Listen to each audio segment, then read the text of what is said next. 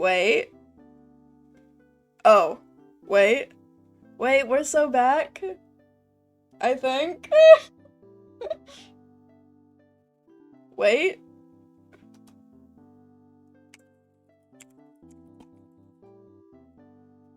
Oh, wait, what? What does it say? What in the world is going freaking on? Wait, is it fine or is it not fine? I'm so lost. Okay, I'm guessing it's fine. Wait. This is the ultimate test. Okay, okay, we're fine. We're fine. We're fine. Okay, it's fine. Why is it? Okay, I think it's fine. I think it's fine. Wait, let me start spinning my freaking finger. Okay, okay, we're fine. We're fine. My Chatterino is just like broken because I have that open. Because it's like easier.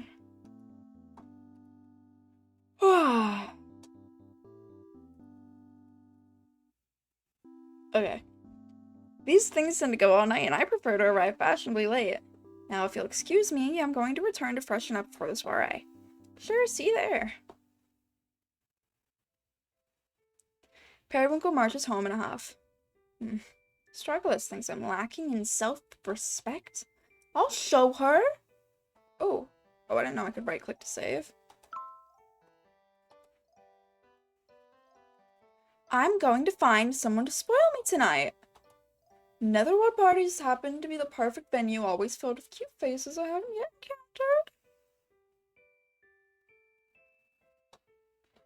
encountered. Okay. Oh, it says unstable.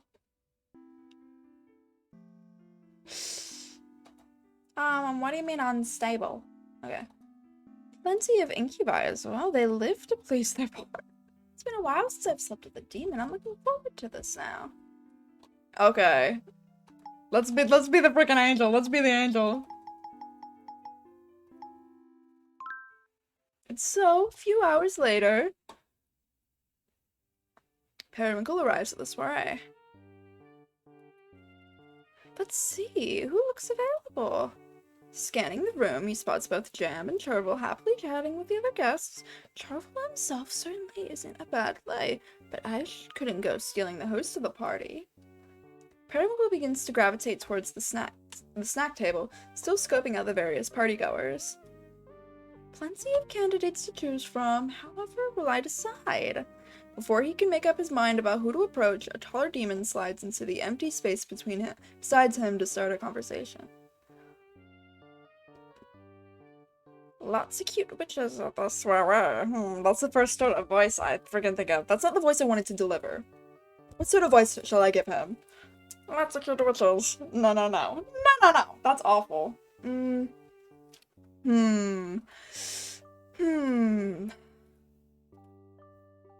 Thinking maybe... I don't even know. I don't know. I'm just gonna speak. Stop friggin... Oh my gosh, this thing is like spamming me.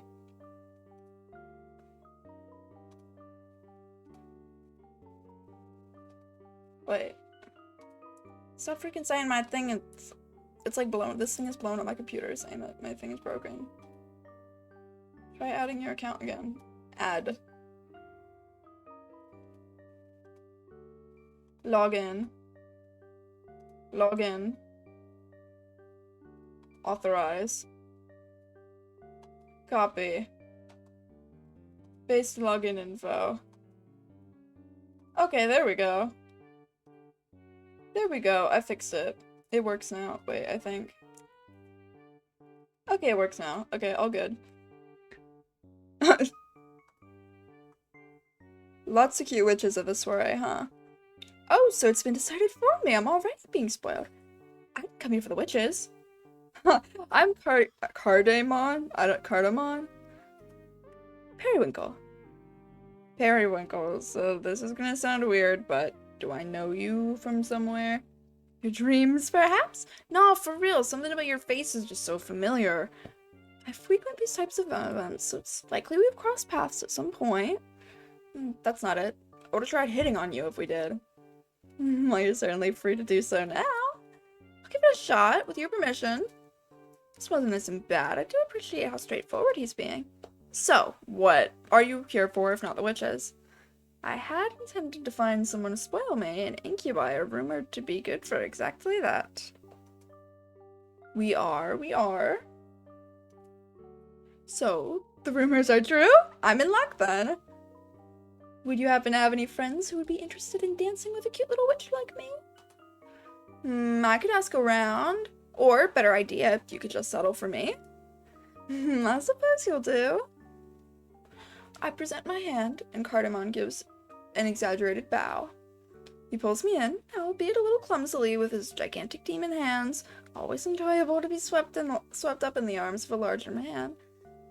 Oops, I didn't mean to do that. My own hand is almost entirely consumed by his, unlike Pastile's, which fits so... Pastile? Am I still comparing everyone to him? I shake the thought and return to the moment. The pair twirls around the dance floor, losing themselves in the music. After a while, Cardamon suddenly speaks up. Oh, I think I just realized where I know you from. Really now? Yeah, you were in the magazine I work for. I'm an editor. We used your photos for an issue a couple years back. Oh, what a coincidence. I did used to do some modeling in the past. And in the past it shall remain. I'm in a different line of work now. Oh, really? That's too bad. I always thought you looked amazing. I appreciate that. Well, this certainly complicates things. I'd much prefer to have been complete strangers. How unfortunate, just when I was beginning to enjoy myself. I can't believe I ran into you like this. Maybe it's a sign? Sign? Of what, dare I ask? That you should come back to modeling. I can get you in our magazine again if you're interested, that is. I appreciate the offer, but I've moved on. It put too much of a strain on my relationship with fashion, amongst other things. Well, at least take my card in case you change your mind. No, thank you. I don't see that happening. Come on, you'd be so great. It feels like such a wasted talent. I'm quickly growing tired of this. Thank you for the dance, but I really should be going now. Sure. This was fun. Perhaps we'll meet again sometime. Yeah. I didn't expect it to be reminded of my modeling days of all things. Though his excitement was understandable, the way he went about it certainly ruined the mood. I hate to admit it, but I'd gone into this night far too unstable to begin with. For such a small thing to get to me, I'm not even here on my own terms, am I? This was all to prove a point. That's certainly not in the spirit of a friendly soiree. It's best I just return home and... Periwinkle, wait!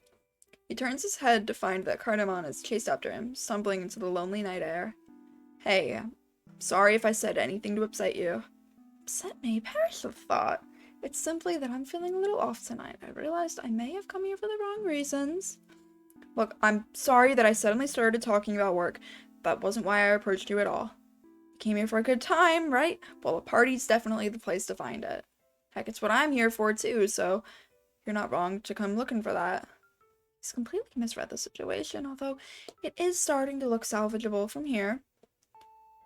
Anyway, please forget about the magazine stuff. It doesn't matter. We're having fun before that, right? Dancing with you was nice, yes. I want to do more than just dance with you. Oh, there it is. Now we're getting somewhere. More than dancing? What could that mean? Well, don't make me spell it out. A kiss, perhaps? Sure, and well, you know, whatever else you'd like to do. As an incubus, I live to please. Since he apologized, I may as well. Kissing is a fine start. Cardamon holds out his arms, inviting Periwinkle into a soft embrace. Periwinkle's hands glide up his chest and wraps his arm around the demon's neck. Their faces just inches apart, he pauses. I expected him to close the gasp. Pastille would have kissed me. I've grown far too accustomed to that, so I automatically... This was a mistake. He gives him a light peck on the cheek before pulling away. My apologies. I do actually need to get going now. Huh? I shouldn't have led you on. I'm terribly sorry. Oh, no, don't worry about that. If you don't want to, it's fine. I'm a little confused, though. Did I do something wrong? It's not you. You're very nice. Very firm muscles. Thanks. If it were any other night, things would have gone very differently. Please believe me when I say that. Seriously, is all this mysterious talk supposed to make me want you less? I'm sure you'll have great luck with the witches inside. You're very charming. Well, alright. Get home safe, Periwinkle. Hope to see you again on any other night, like you said. Thank you for keeping me entertained. Farewell. Shouldn't have come. What exactly have I proven here tonight? That I'm willing to pursue the first pink-haired boy I come across out of sheer desperation? I wanted to struggle as to be wrong for once. To admit that I'm hung up on someone is just... I don't feel like myself at all.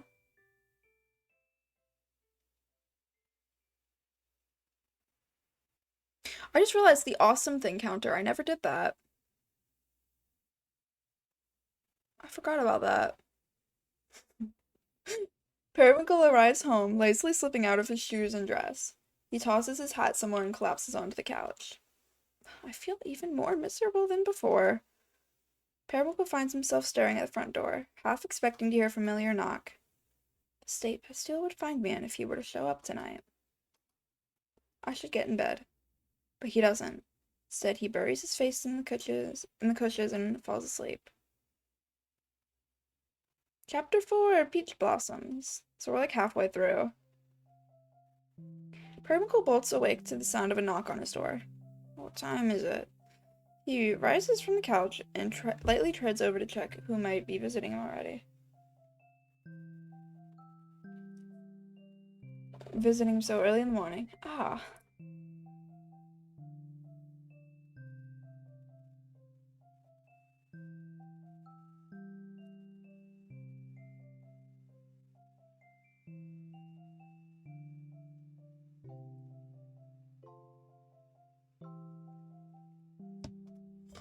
At first, I thought my eyes were playing tricks on me. It took several moments to register the fact that Pastille was on my doorstep. The knocking comes again, stopping me out of my stupor. Stupor? I don't remember how to pronounce it, whatever. One moment, please. Periwinkle gathers up the clothes he left on the floor and stuffs them out of sight. Next, he scrambles into the bathroom to check on his makeup. Passable, considering the circumstances. Wrapping a blanket around his shoulder in an attempt to look half decent, he finally opens the door. Hi, I took the day off, Sorry, did I wake you up? Yes, I had a late night. Come in. I'll be ready in just a moment. Pastille is here. But why is he here a day off? Not that he has the day off, but that he chose to take it and then came here? Let's just put that aside for now. I need to get dressed. Periwinkle scurries back to his bedroom to change, while Pastille waits politely by the door. So, your day off? And you chose to visit me? I'm flattered. Well, it's not just a visit. I was hoping to take you on a date. Oh, a date? Usually we've reserved those for dinner time, haven't we? I wanted to make up for yesterday. So if you didn't have any other plans, I was thinking we could just hang out for a while. Sure, I don't mind, but what exactly is there to make up for, my sweet? You know, how I told you not to come back to the shop even though you only showed up to do me a favor?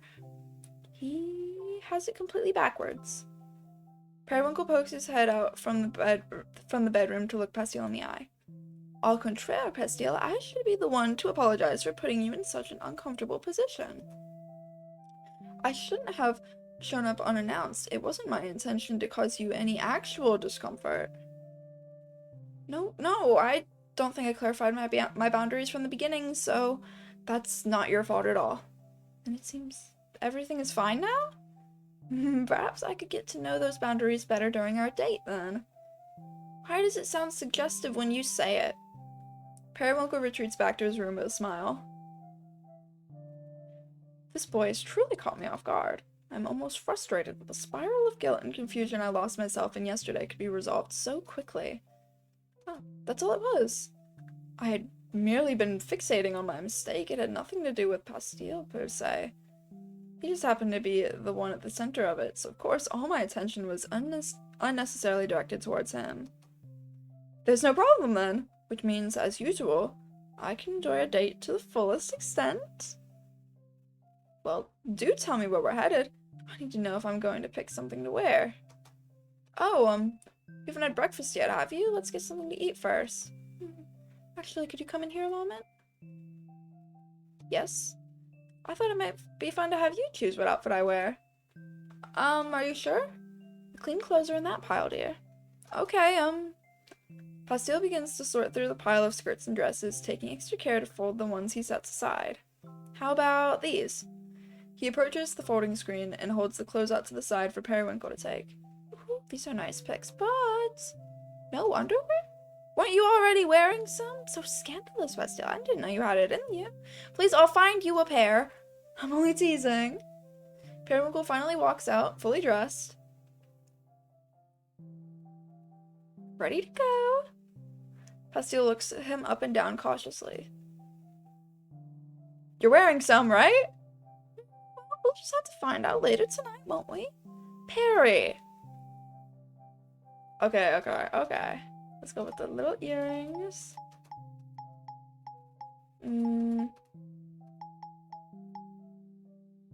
Little earrings and the hearts, yep. I think this is good.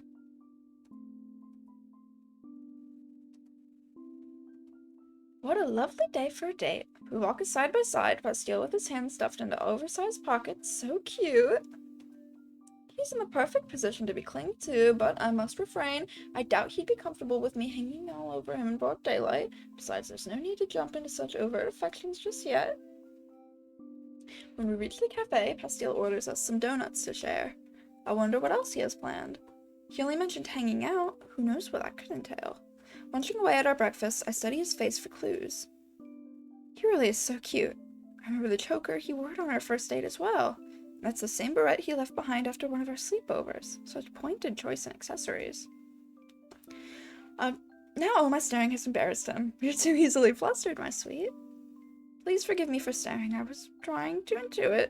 What might you have planned for us up to this? Nothing in particular. Wandering around town is enough for me. I see. Loitering does facilitate conversation quite well. As long as we're out and about, we won't end up, Oh, is he going to say it? You know. Of course not. I actually like when we get to talk. I mean, not that we don't when I sleep over, it's just a different kind. True. Sorry, now I feel like I'm talking too much. Not at all, my sweet. I have to say, I rather enjoy our chats as well. Even if you can't resist cutting them short once we're behind closed doors. I'm really sorry. He's simply too much fun. But this is no time for my usual teasing. I can't forget what brought us here. This is the perfect opportunity to become more deeply acquainted. I'll learn all about Bastille so that I don't end up crossing the line again. In the interest of defining boundaries, are there any subjects I should avoid bringing up with you? On that note, has there ever been anything I've said that's caused you discomfort in the slightest? Please don't hold back. Nothing really comes to mind. I mean, I've always felt pretty comfortable around you, so we could probably talk about anything and be okay. Anything, really? Surely you must have some sensitive topics you'd like to avoid. I guess so, but I wouldn't really be worried talking about them with you. Actually, you might be the most attentive person I've ever met. Maybe that's why I'm not worried at all. I'm glad to hear that. But you've certainly piqued my curiosity. What kinds of sensitive topics, if you don't mind me asking? Is he trying to ask about his trauma? Hey dude, I know we've known each other for like a month or so. What's your trauma? Let me know. What's your like please trigger warning list? Give it to me. Like, for example, you've never made me feel weird about gender stuff.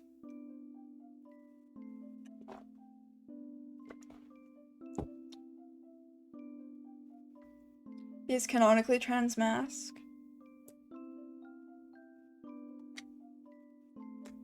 Yeah. For example, you never made me feel weird about gender stuff. Yeah. Oh, I see. Yeah. Yeah, because commonly, I'm pretty sure that, like, like with intersex people, I'm pretty sure that they're often just, like, sorted into, like, female. Because the world is like, you gotta have one of those. You can't, like, you gotta pick between Xbox and PlayStation. I certainly hope not. That one's a bit sensitive for me as well. See, that's why it feels okay to talk about with you. I'm, well, not very masculine, so I get mistaken for a girl every now and then.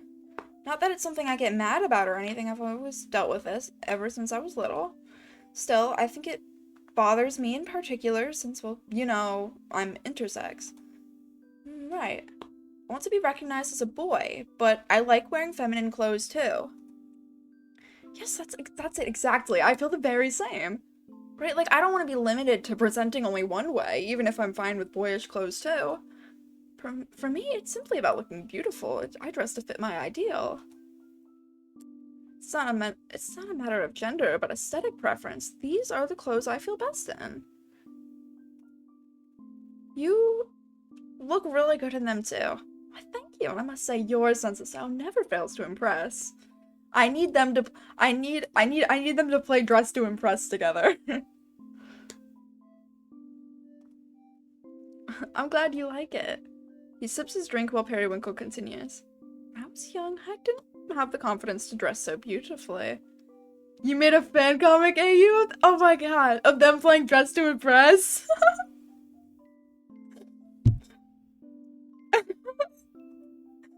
You, without confidence? No, I'm not sure that's possible. Right? I suppose I was a different person back then. Where I grew up, things were much more in black and white. You were either a boy or a girl, and you had to dress accordingly. It's really bad because it's kind of old. That's fair. That sounds harsh. I want to draw them so bad. I'm so glad that you recommended me this. It very much was. I was completely miserable. Perhaps it's because I came from that sort of environment that I wanted to be known. I look this glamorous as a boy. Not to say this is easy for any gender. I only wish for my efforts to be acknowledged. I think that's just your competitive spirit again. See, you truly understand me. They laugh together. Periwinkle relaxes into his chair and finishes his drink with a big smile on his face. I love this part. Like, that part, that's honestly... That's so, like... Because I love how they've, like... How it wasn't even mentioned up until that point. With, like, their, like, gender identity. Like, it was, like, it's... Like, it really shows, like, that's a point where the character, like, Ooh. Whoa. That's crazy. Ranked higher than the gods of space and time. Wow. Like, I think it's, like, really, like, interesting. Like, that scene really stands out more because it shows, like, him being vulnerable enough to, like, speak about it. With the way that it just, like, wasn't addressed up until that point. Pastille and I depart from the cafe and make our way down the street. With no destination in mind, the details of our surroundings, things I've never really paid any mind to, make themselves known. I mean, it's more for us because Perry already knows because of how many times they've hit the woohoo. Yeah. Yeah, it's like, it really adds to, like, the character development from a storytelling perspective. Of, like, even though they're comfortable with it, speaking of it is, like, it's, like, a point of, like, vulnerability and trust. Because obviously he was already vulnerable when they hit the woohoo. Aromas from the bakery, the flower shop, the patisserie, each distinct and enticing. I'm left with a peaceful feeling as we pass each of them by. Now there's a fun idea. A scent that transforms over time, giving you a sense of place. But I shouldn't be thinking about work while I'm on a date. I turn my attention back to Bastille. With gender thoroughly discussed, the next personal question would have to be, ooh, sexuality. What type of partner gets you the most hot and bothered? You can't just shout those words in the middle of a crowd. Oh, he's even listening. I certainly wasn't shouting. Please don't talk about that stuff too loudly. People will start giving us weird looks. Shall I whisper it into your ear then? That's even worse. Now who's shouting? Bastille glances around, but despite his outburst, Periwinkle's right. No one had turned their way. Sorry, I guess it's okay. Feel free to stop me if I'm being too much, yes? There's nothing wrong with being a little too much. I imagined you'd say so. Returning to the topic at hand. I've been with all sorts of partners. I can say I can appreciate just about anyone. But I must admit, I prefer witch boys above all the others. I would also say witch boys. Oh, care to elaborate, my sweet? Nope, that's all I have to say on the matter. I'll have to tease it out of you later, then. We follow along the twisting streets of the shopping district, looking in each of the windows as we pass them by. This is my favorite part of town, filled with all the high-end boutiques you could dream of. The mannequins from one of them catch my eye, and I lightly grab Pastil's sleeve to draw his attention. Looks so good in that, don't you think? Really? I don't know if something so extravagant would really suit me. Nonsense, you could pull it off. The accents match your eyes. I guess they do. But you'd look great in that one, too. Oh, in that one? You're pointing to everything. Yes, well, the alternative would be to say that I'd like to see you in nothing at all. Do you go clothes shopping often? You have such a variety of cute looks. Every now and then, but I can't afford the kind of stuff they sell here.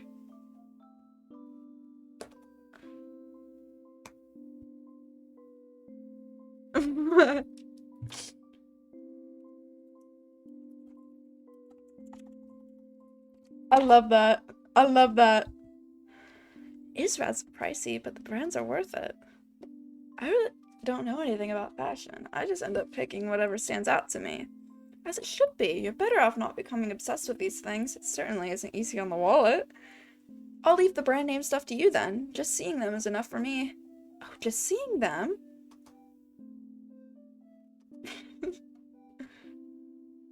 After our little fashion circuit, we end up near the cafe where we started. Certainly worked him up enough to take him home right away, but that would mean cutting our date short, and what a shame that would be. I skip ahead of Pastil and twirl around to face him. There's somewhere I'd like to take you. Sure. I realize I've seen your workplace, but you haven't seen mine. It's a little apothecary I sell my magic to for distribution. An apothecary? I thought you sold perfumes. Oh, that is one cool construction worker. Oh my gosh.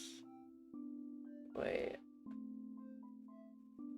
Sorry, I just saw somebody outside my window. That's awesome. I just saw this guy's on like a motorcycle on the sidewalk with just weird freaking construction worker uniform. That's cool. That's cool. That's the type of stuff I want to see outside my window. Technically, that's all they are. I don't claim they deliver any lasting health benefits. They're more for healing the mind. Anxiety, stress, and any other unpleasant feelings can be lifted away with just the right aromas. It's more effective for some than others, but for those sensitive to things, it can make quite the difference. And now I feel I've bored you with all this uninteresting work chatter. No, that's not it at all. I was just thinking. It's really admirable that your magic can be used to help people like that. Admirable? Selling candy, I think, makes people happy too. Maybe that's what's fun about it. Not that I'd ever claim our candy is healthy either. If anything, you might get cavities. The witch who owns the apothecary really liked the sample I passed along to her. Perhaps she'll ask to distribute your candies as well. My boss would never agree to that. Anyway, I'd be happy to see it lead the way. Very well, follow me.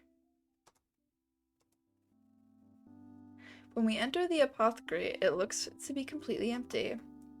Astragalus usually sits in the back room, consumed in her work, until she hears the chime of a customer entering. If you ask me, she could really use another helper to liven up the place. But I suppose the hustle and bustle of an ever-busy shop would have its own setbacks. Feel free to look around. I'm going to go and greet the owner. Sure. Periwinkle leans over the counter to peek into the back room. Astragalus, you have a customer! Oh, Periwinkle didn't expect to see you back so soon. I brought Pastil, we're on a date! Okay.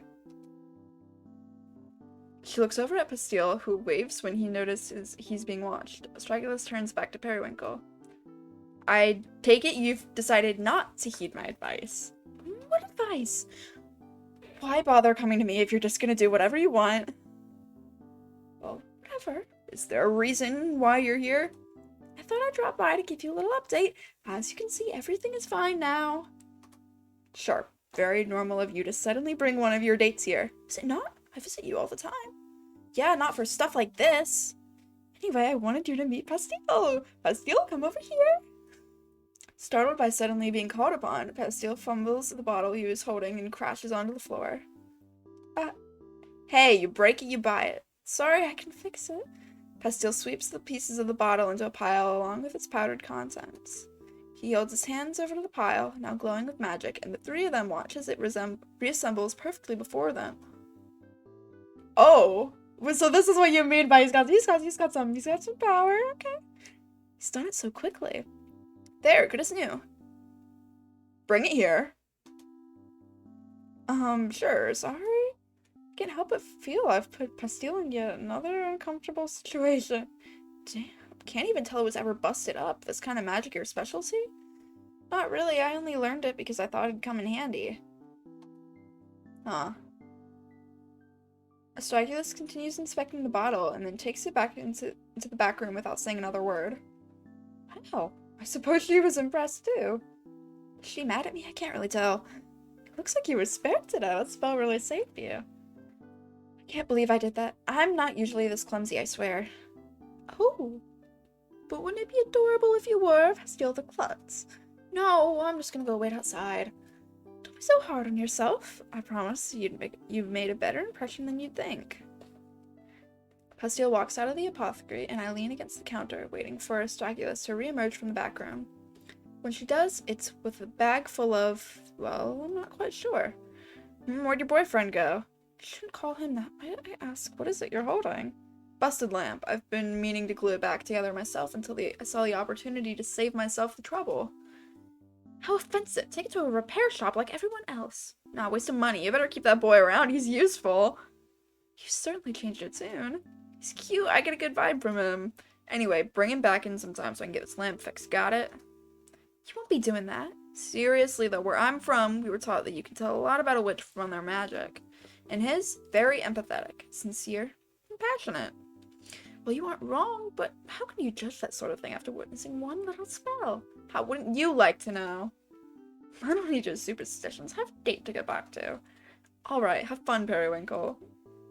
Oh, I very much intend to. Smiling to himself, Periwinkle strides confidently out the door to where Pastille is waiting.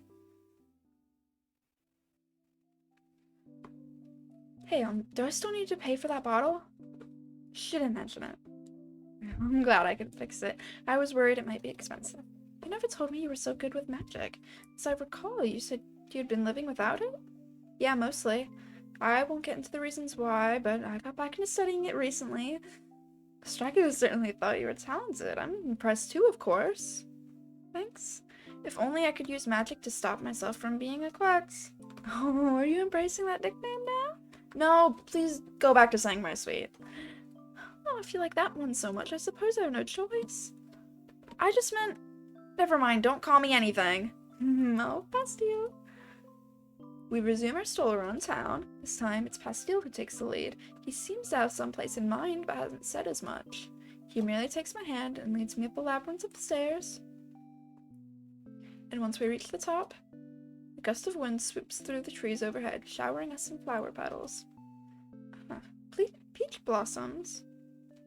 It's nice, isn't it? I can't help but think you're trying to tell me something right now. Huh? Don't you remember? That was also peach-scented. I wasn't thinking about that. I was just trying to think of other places we could go, and this place came to mind. It's lovely, very romantic. Straight outside of a shoujo manga. Honestly, how does he know I'm weak to such things? You don't have to stay. I mean, we've already walked around so much. It's okay if you want to head back now. Not to do things, I just meant I'm gonna stop talking. Pastille? Yes? You presented me quite the conundrum. If I kiss you now, you'll definitely want to return home with me as soon as possible. But I wasn't done learning all about you.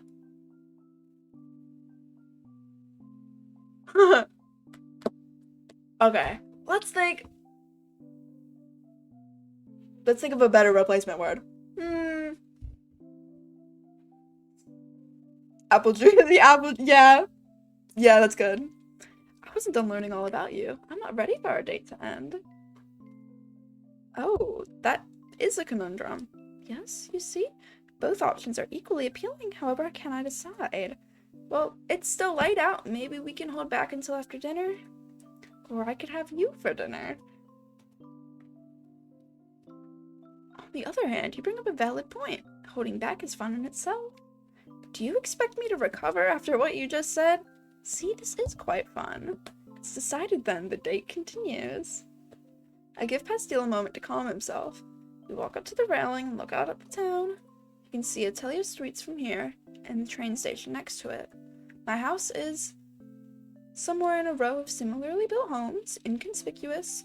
Fallen petals litter the bricks at our feet, with every little breeze carrying a few more over the railing to land somewhere unknown. After watching them for a while, I turn back to Pastille. Tell me about your magic. Okay, what do you want to know? Your specialty, dear? If you were that good at reconstruction, I imagine it must fall somewhere in that category? Not really. I'm actually an astral witch. My, how rare! And what exactly does that entail for you? Well, I mostly use it for fire spells like everyone else. Forgive me, I'm not well versed in magic theory, but doesn't astral magic have something to do with creation? It does, but that stuff is pretty advanced. I haven't been able to find any books explaining how to use it. Which is probably for the best, actually. No one should be allowed to go creating souls spontaneously. Pastille rubs the back of his neck, looking off into the distance. He seems so troubled by the subject. I suppose because he had been living without magic, it may feel strange to openly discuss it? As an astral witch, though, I wouldn't have guessed. Putting two and two together, one thing makes perfect sense now. So the famous Atelier Streets golem was your creation? Is she really that famous? I'd expect her sales to be a little better if that were the case. But yeah, just don't go around telling everyone. I didn't know what I was doing when I made her. What an amazing feat, and yet you sound almost ashamed of it.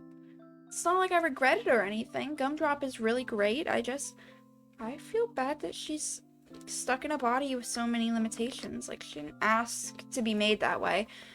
I didn't know you could even make golems that felt real emotions, so of course I never really considered any of that.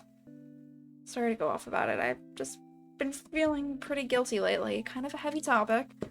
No, thank you for telling me. It's as if I've discovered a whole side of you today. I'm grateful to know it. Thanks for listening. I don't get many chances to talk about things like this, so I'm grateful for it too. Hearing you speak of her, though, I'd love to meet this golem of yours one day. Sure. Maybe one day. Pastille is amazing. I've never met anyone who would downplay their talents so much. I could ask 1,000 questions and still only scratch the surface. My, now I'm the insatiable ones. How the tables have turned. We decide it's time to move on and descend the stairs from whence we came, still chatting endlessly as we decide where we'll wander to next. Over dinner, Pastille opens up a little more. We trade anecdotes, listening intently to each other's stories, no matter how unremarkable the events told within them. I could never tire of it. I was hooked by its every word. Alas, the hours flew by, and our day together was quickly approaching its end. But now we had the whole night to look forward to. The sun was on its way down as we emerged back onto the street, the atmosphere so different than it had been just a short while ago. Pastille brushes his bangs aside and asks, "Do you want to head back? It's starting to get late." You've waited so patiently to be able to say that. It's not like you weren't thinking of it too. Let's go through the park. It's a shorter walk. Sure, after you. Periwinkle extends his hand, which Pastille takes without hesitation.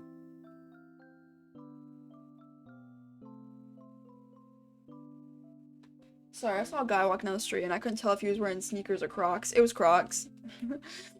Under cover of dusk, they walk towards the park with fingers gently intertwined.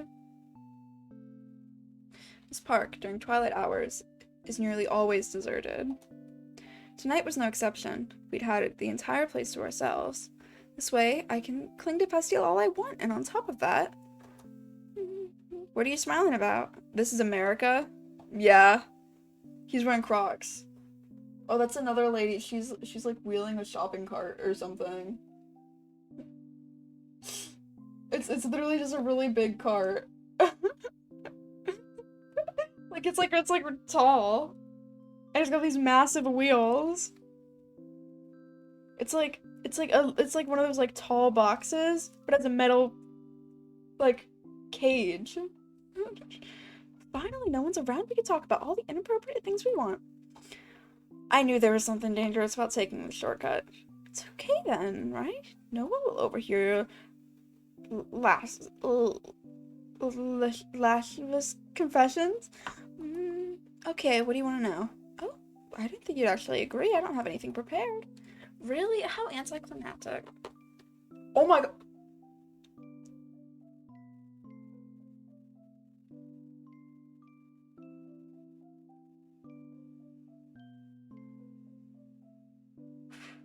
Ew. I realized the shopping cart lady was crossing the street and it wasn't safe to do so, but the cars still, the cars stopped for her. And it's a busy road, I got nervous. The shopping cart lady is okay, she did not get hit. I've already had one person die behind my house. Unless you're dying to tell me how much you... I'm not reading that! I'm not reading that! Also, ignore this. I literally, I wear this sometimes because my hand will start getting, like, bruised up if, like, from using a mouse. It's because I don't have a mouse pad. I'm not gonna say that.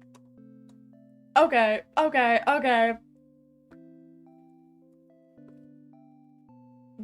We're entering the mewing mode.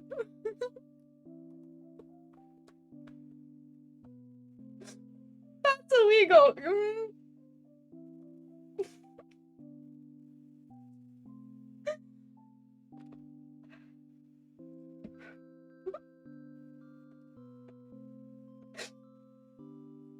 Periwinkle follows Bastille to the bench and sits down beside him, leaning his head on his shoulder. Your sweatshirt is so warm. Are you upset with me for suggesting such a scandalous idea? No, but if you cling to me too much, I'm worried I might change my mind. I wouldn't want to compromise your morals, but I'd also hate to let go. Freaky Winkle, yeah. We had to enter mewing mode for that. Pastille laughs at that, resigned to his fate. The pair sits in comfortable silence for a while, listening only to the sound of the fountain before them. Periwinkle can start to feel himself being lulled to sleep by it, and so he tries speaking up again. I swear, what is it? Yawning is like somebody mentions sleep, I start yawning. Like when you yawn and then everybody else yawns. I don't know what it is about you, Bastille. You talked all day, and yet I still don't feel like it's enough. I didn't really expect to be out this late either. It just kind of happened. Why are there little stupid things in my room? Oh, I'm opening the window a little bit. No. Last time I opened this window, I never picked it up.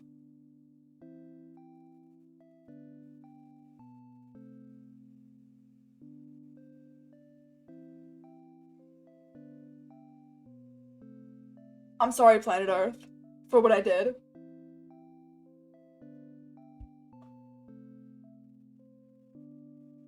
The other night, I was talking to Kira about something, and I was like, okay, hold on, let me just open my window. It's really hot in my room. I had my phone in my hand. I was like trying to talk about something, and I opened the window. Something falls out the window, rolls down the roof, breaks, like it bounces. It went boom, boom, on the roof, and then onto the ground outside, and it broke. I think it was like a projector. Like it was like a cheap little, like, looks like something you'd get off a Temu thing. But it had a little dome on the top, and it popped while bouncing on the roof and then onto the ground. And I just realized I never picked them up.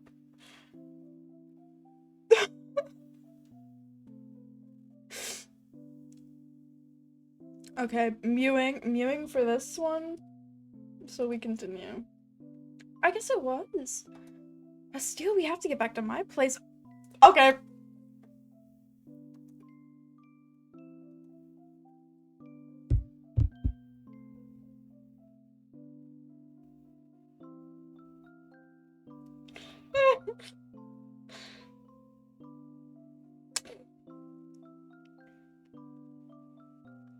We get it back right now? Yes. You're gonna have to stand up first. In a moment. How can you read Class of '09 without this? Because that was like, I don't know how to explain it. I don't know how to explain it.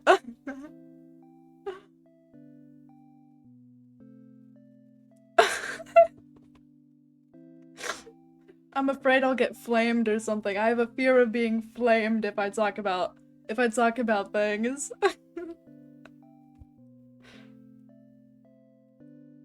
Cause this, it feels more like it feels more like personal. Like this is I don't know. I think it's because I'm giving them silly voices. I'm talking like, ooh. I'm gonna be flamed. I'm gonna be flamed for saying the F word.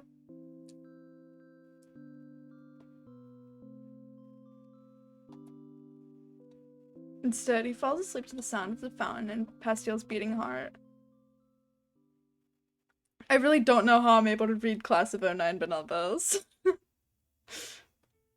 Cause that one was more of like crazy. So it's like, oh, this is crazy. Like this is like, oh, it's sweet and cute.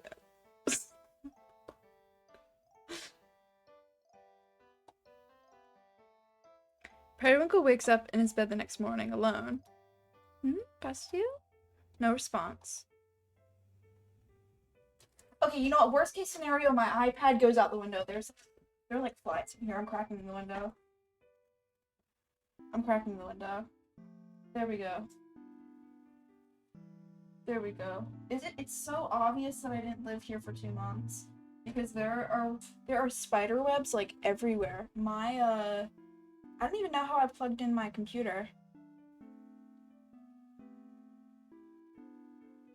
Because there's like a massive thing of spider webs.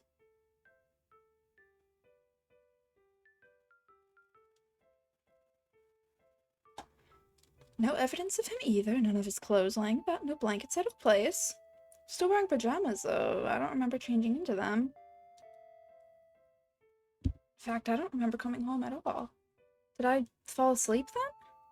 I vaguely remember being carried, but...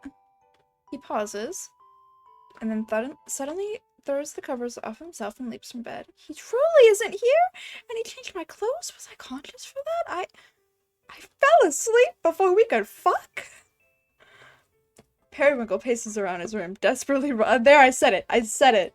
There we go. Twitter, flame me. Flame me. I said it. I said it.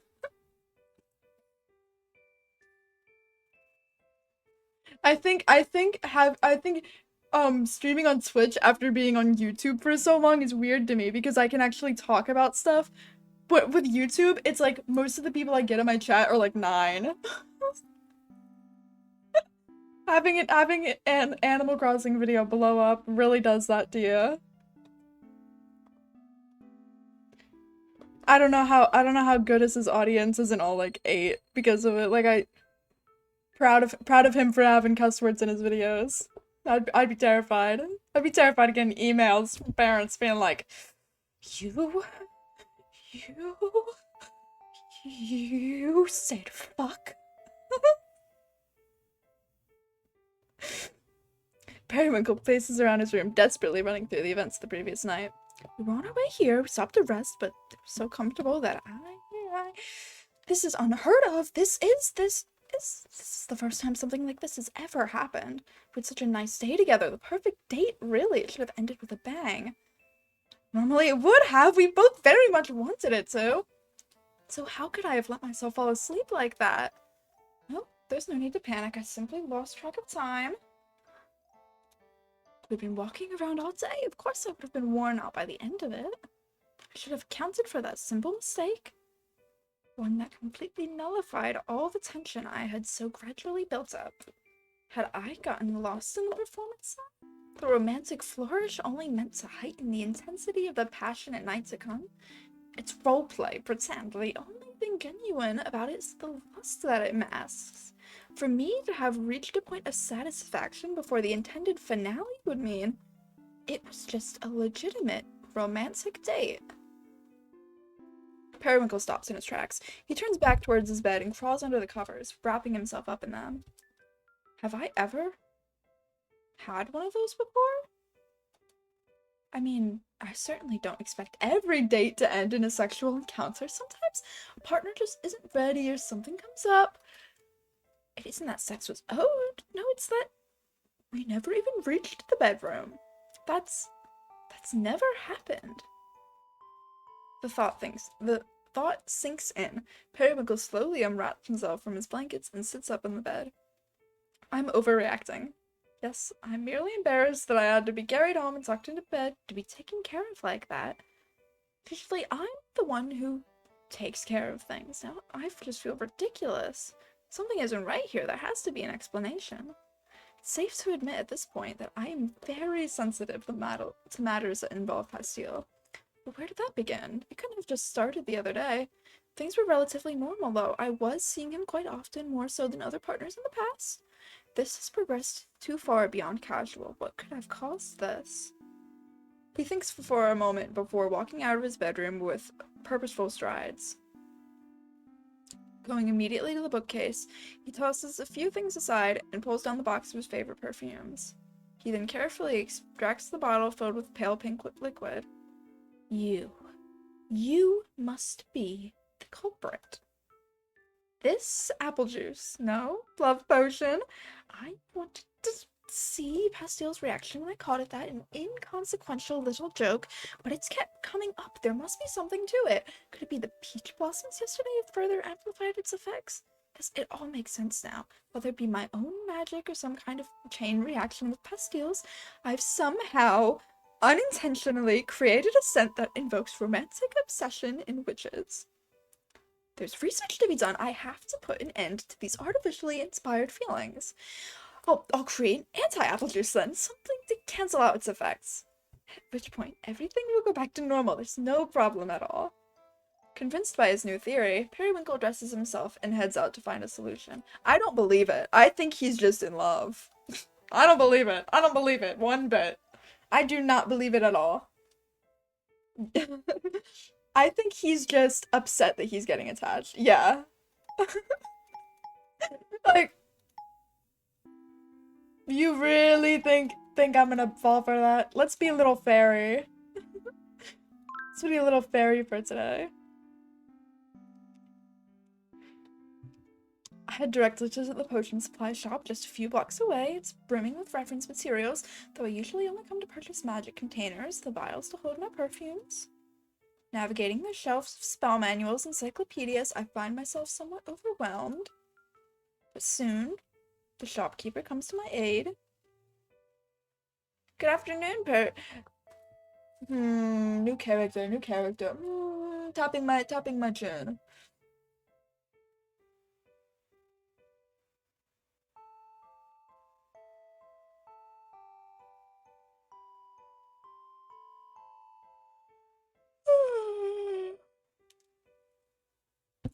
Good afternoon, Periwinkle, and what might you be looking for today? New bottles, a book, or perhaps me? I'm ready. It's lovely to see you, but I'm strictly here for business, playing the professional today. I see your loss.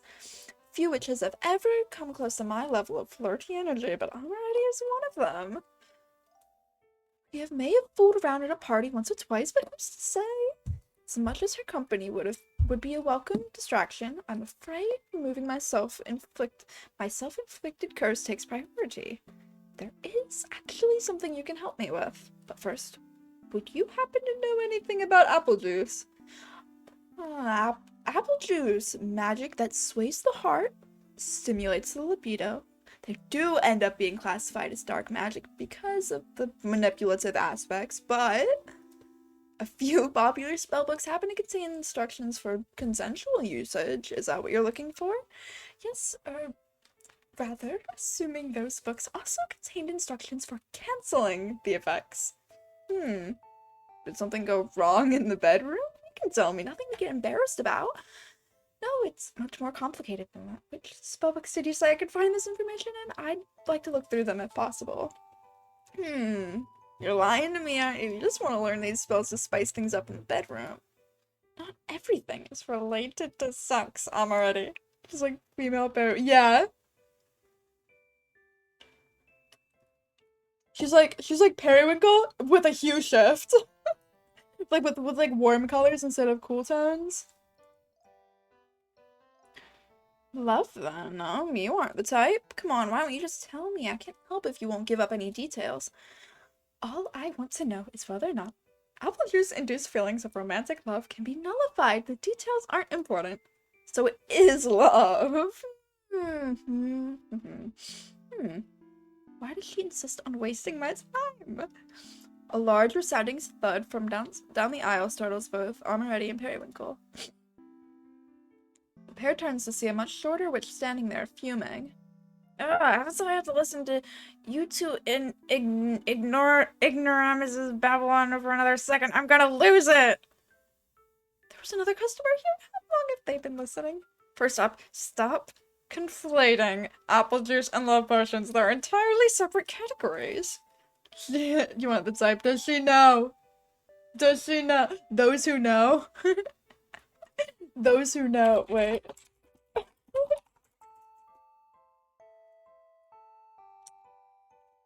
Those who know. A witch who sells potion supplies should at least know that much. You sell a whole book about it right here. She gestures to the thick tome she had slammed onto the floor at the beginning of her outburst. So that's the one I was thinking of. You'll find everything you need to know about canceling your love spell in there, Periwinkle. No, you won't. You won't? Because it's not a freaking love spell to begin with. I find it majorly unlikely someone would be able to pull off a spell like that when I've been trying for literally years. Well, thank you. That certainly answers my question. Since you're familiar with these things, I must ask, if not a love spell, could it have been a side effect of some other type of magic?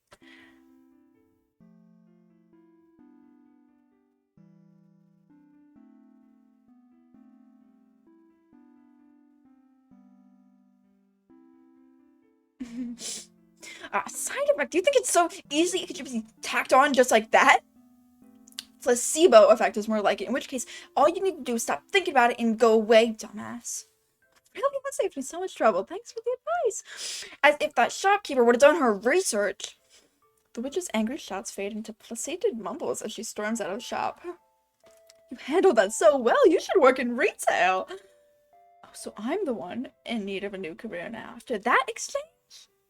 Amoretti gives a nervous laugh and steps away to return the spellbook to its proper shelf. After bidding her farewell, Periwinkle exits the store to begin his short walk home. A placebo. Of course it was just a placebo. No, literally, the nasty mean witch spending years making a love. That's like the irony of there being like a dating app for incel. Wait.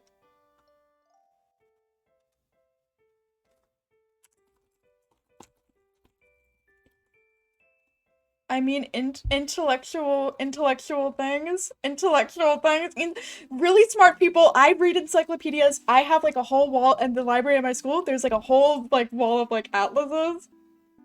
There's a whole wall of atlases.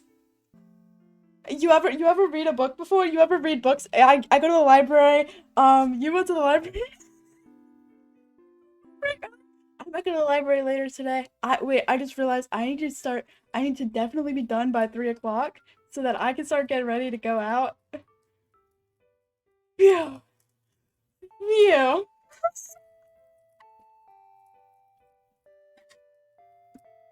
Those who know. Those who know.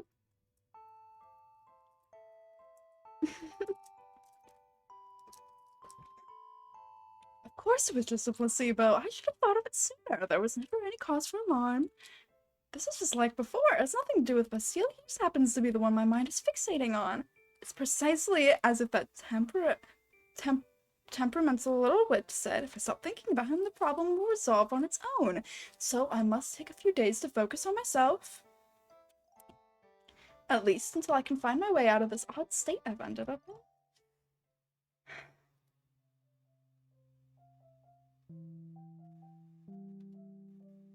Operation. Stop thinking about Bastille. Day 1. Let's see. The optimal distracting task would be work, of course. Perhaps I could begin with the transforming aroma I thought of yesterday.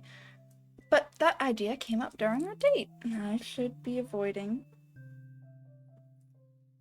any and all memories tied to him at the moment. This may prove more difficult than anticipated.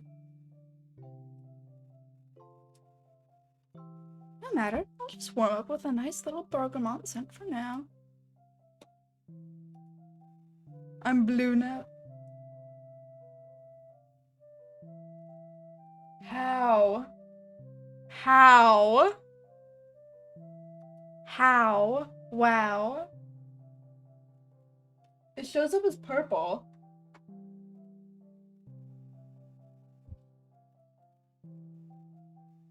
Wait.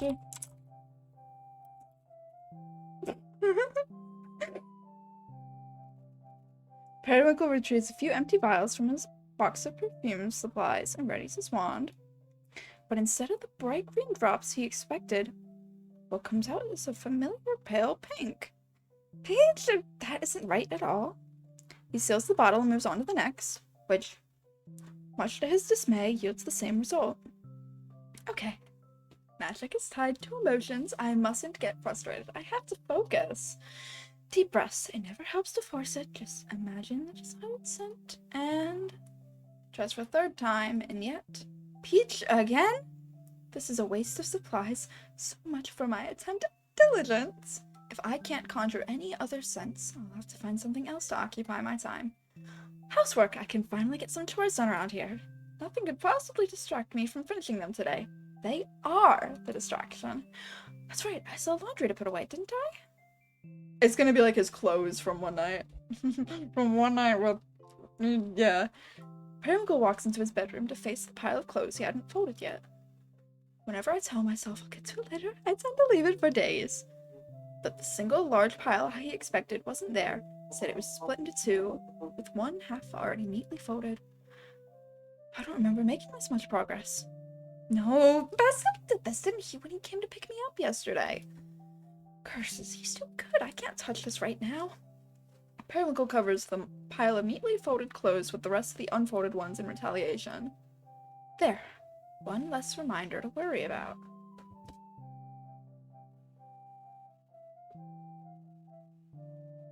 Now, I'm going to have to think of something else to do. So far, my attempts at forgetting about Bastille have been completely futile. But that's perfectly fine. No one said it was going to be easy. Ironically, the more you tell yourself not to think of something, the more your mind will be enticed by it. I mustn't let this consume me. I have to find a way to relax. A nice bath should help calm my nerves. Later that evening, I'm feeling so refreshed, I could do just about anything. I should try cooking for myself tonight. Now there's a task that requires my full attention. Okay. He opens up the fridge for ideas. A pint of milk, a few cups of yogurt, some eggs, whipped cream. There isn't much in the way of meals, is there? This is why I never cook. But I could try making an omelet. Breakfast for dinner? Oh, what fun. Periwinkle cheerfully reaches for the eggs, then pauses. Actually, can I cook without magic? He turns to face the stove. This burner is the kind you'd light with a spell. I'm far too nervous my magic is going to come out smelling of peaches again. Periwinkle slams the fridge door shut. Forget cooking. What was I thinking? I'm not cut out to be a chef. Bastille, on the other hand? No. Thinking of him in this delightful domestic context is especially bad. No matter how much I want to eat his cooking now, he's obviously the type to be good at it. Yeah. This is depressing. I'm already right back to where I started. Just water to take out. Periwinkle goes to bed that night, utterly incapable of forgetting about Pastille. Operation Seriously, do not think about that boy, day 2. I've tried working, I've tried doing chores, I've even tried to cook, all miserable failures. That's why today I'm taking drastic measures, complete escapism. I'm returning to my roots. I'll reread one of my favorite series. If nothing else, it should make a nice source of inspiration. Periwinkle pulls out a volume of a certain manga from his bookshelf. Fabric of our love. How many years has it been? The dresses were always drawn so beautifully in this series. I still think of them from time to time. It's the story of a girl who's fallen for a handsome prince. Standard fare for the types of manga I read. Well, my mom is home. Her mother is a talented seamstress who designs all sorts of dazzling gowns for her to wear. And when the prince sees her in one, he becomes smitten with her. At first, she's in heaven. This is the prince of her dreams. Okay, Life 360, stop telling me my mom's home. I get it. But she soon wonders if the prince is only attracted to the dresses, the glamour, and not the poor girl underneath. Oh wait, my mom's realistically probably actually at the store. Let me check.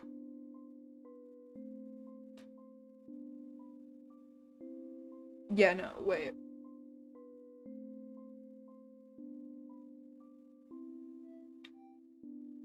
I think I just saw my mom pass. Wait. Wait, let's look out for my mom. Where's my mom?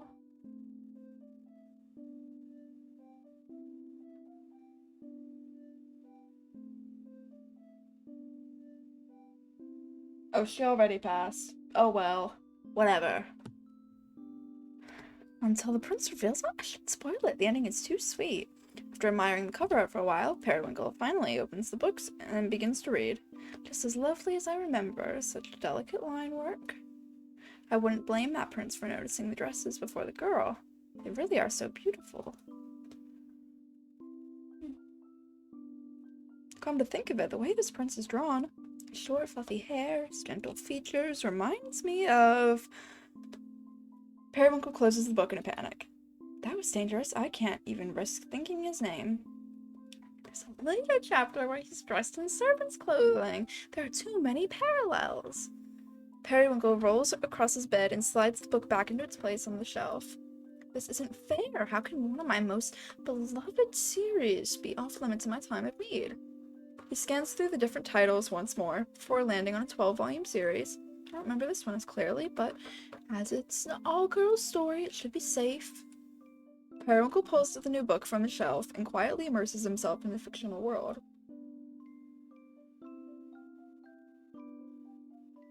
Yuri! Before I knew it, I'd finished reading all 12 volumes. The whole day had flown right by. Oh, there's somebody walking down the street by my house. I couldn't help but keep turning the pages. The story was so much more than I remembered. The protagonist was nothing to write home about, but her childhood friend? What a moving character arc. She's very charismatic from the start, the kind of person you think has it all figured out, but you couldn't be more wrong. Over the course of the series, she goes through so many love interests. Back in the day, I'd assumed it was because the author couldn't make up their mind. But reading it all at once, it must have been planned from the beginning. These doomed relationships are merely self-sabotage, a distraction from pursuing her one true love. He's about to realize something about himself. He never realizes the obvious answer until the very end. What an emotional finale. When she finally confesses, the two girls share their first kiss. The fireworks, could anything be more romantic? Her tears of happiness, finally being honest with herself and her best friend. How lovely. The week of loneliness that is her character was portrayed so flawlessly. She's the most real of them all. Ending the story any other way would have been an injustice. She deserves the world. I own this author's follow-up series as well, don't I? Time to get some snacks and start searching for it. I can't resist diving in right away. Operation Escape Reality, Day 3. Periwinkle continued to read. And read. And read. Till he heard a knock at his door. Pastille? Oh, that isn't his knock. Wait, I was trying to forget about him. I suppose it means I was successful for a while. I haven't forgot I was avoiding something to begin with. When he opens the door, Periwinkle is greeted by a small crowd of friends and acquaintances. Periwinkle, get dressed right in the clubs. Wow, the whole cavalry's arrived. Fortunately, I'm gonna have to decline. Tonight isn't going to work for me. But no one's seen you in ages. You haven't been abandoning us for a new scene, have you? Nothing like that. I've just been a little preoccupied, taking some time to myself at the moment. Nothing wrong with a little self-care, but are you sure you don't want to come out and enjoy the nightlife? I don't know. I've fallen so far behind on my work. Choosing work over getting laid? Now I know something's up with you. How offensive. I have more going on than just going out and flirting with everyone I meet. Of course, of course. I do appreciate the invitation, though. Thank you for thinking of me. We just had to come and make sure you were still alive. The clubs are lonely without you. I'll have to make my grand return some other time then. Have a lovely evening. The group waves goodbye and disappears into the night. It's been a while since I've had to turn them down. Periwinkle leans his back against the door and sighs. I'm definitely not in any state to go clubbing right now. No matter how much it warms my heart to know that I missed, I won't be making the same mistake as the other night. I can't go recklessly diving into the comforting arms of another as long as my mind is still hung up on Bastille. But how long will I remain in this state? Shutting myself away, binge reading comics. These were emergency measures. I can't avoid the outside world forever. In any case, shouldn't Bastille be returning here at some point? From where we left off, I'd have expected him to come knocking as soon as possible. And yet, it's been 3 full days now, hasn't it? How long could he possibly abstain from my touch? Or is something wrong? I shouldn't be thinking about any of this, but I'm beginning to feel annoyed? Confused? If he never comes back, I suppose my problem would go away on its own. But I hate the thought of that. As things are now, I'd only be haunted by thoughts of what I could have possibly done wrong. What is my plan, though? And continue to ping-pong back and forth between these extreme emotional states? He rubs his eyes in exhaustion. Oh, I'll worry about this tomorrow. Periwinkle steps back into his room and tucks himself into bed with his books. Oh, is my mom back again? Or is Life 360 lying?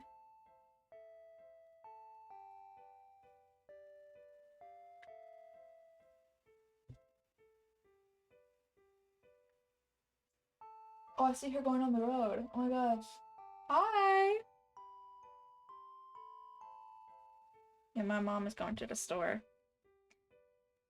Periwinkle steps back in his room, tucks himself into bed with his books. But an hour later, another knock comes. This time, the pattern is unmistakable. Bastille is here. Well, well, well. So he's come after all. Despite all my hard work of trying to forget, I've actually been waiting for this moment, haven't I? I don't care what these feelings might mean anymore. I'm tired of fighting them. I just want Bastille.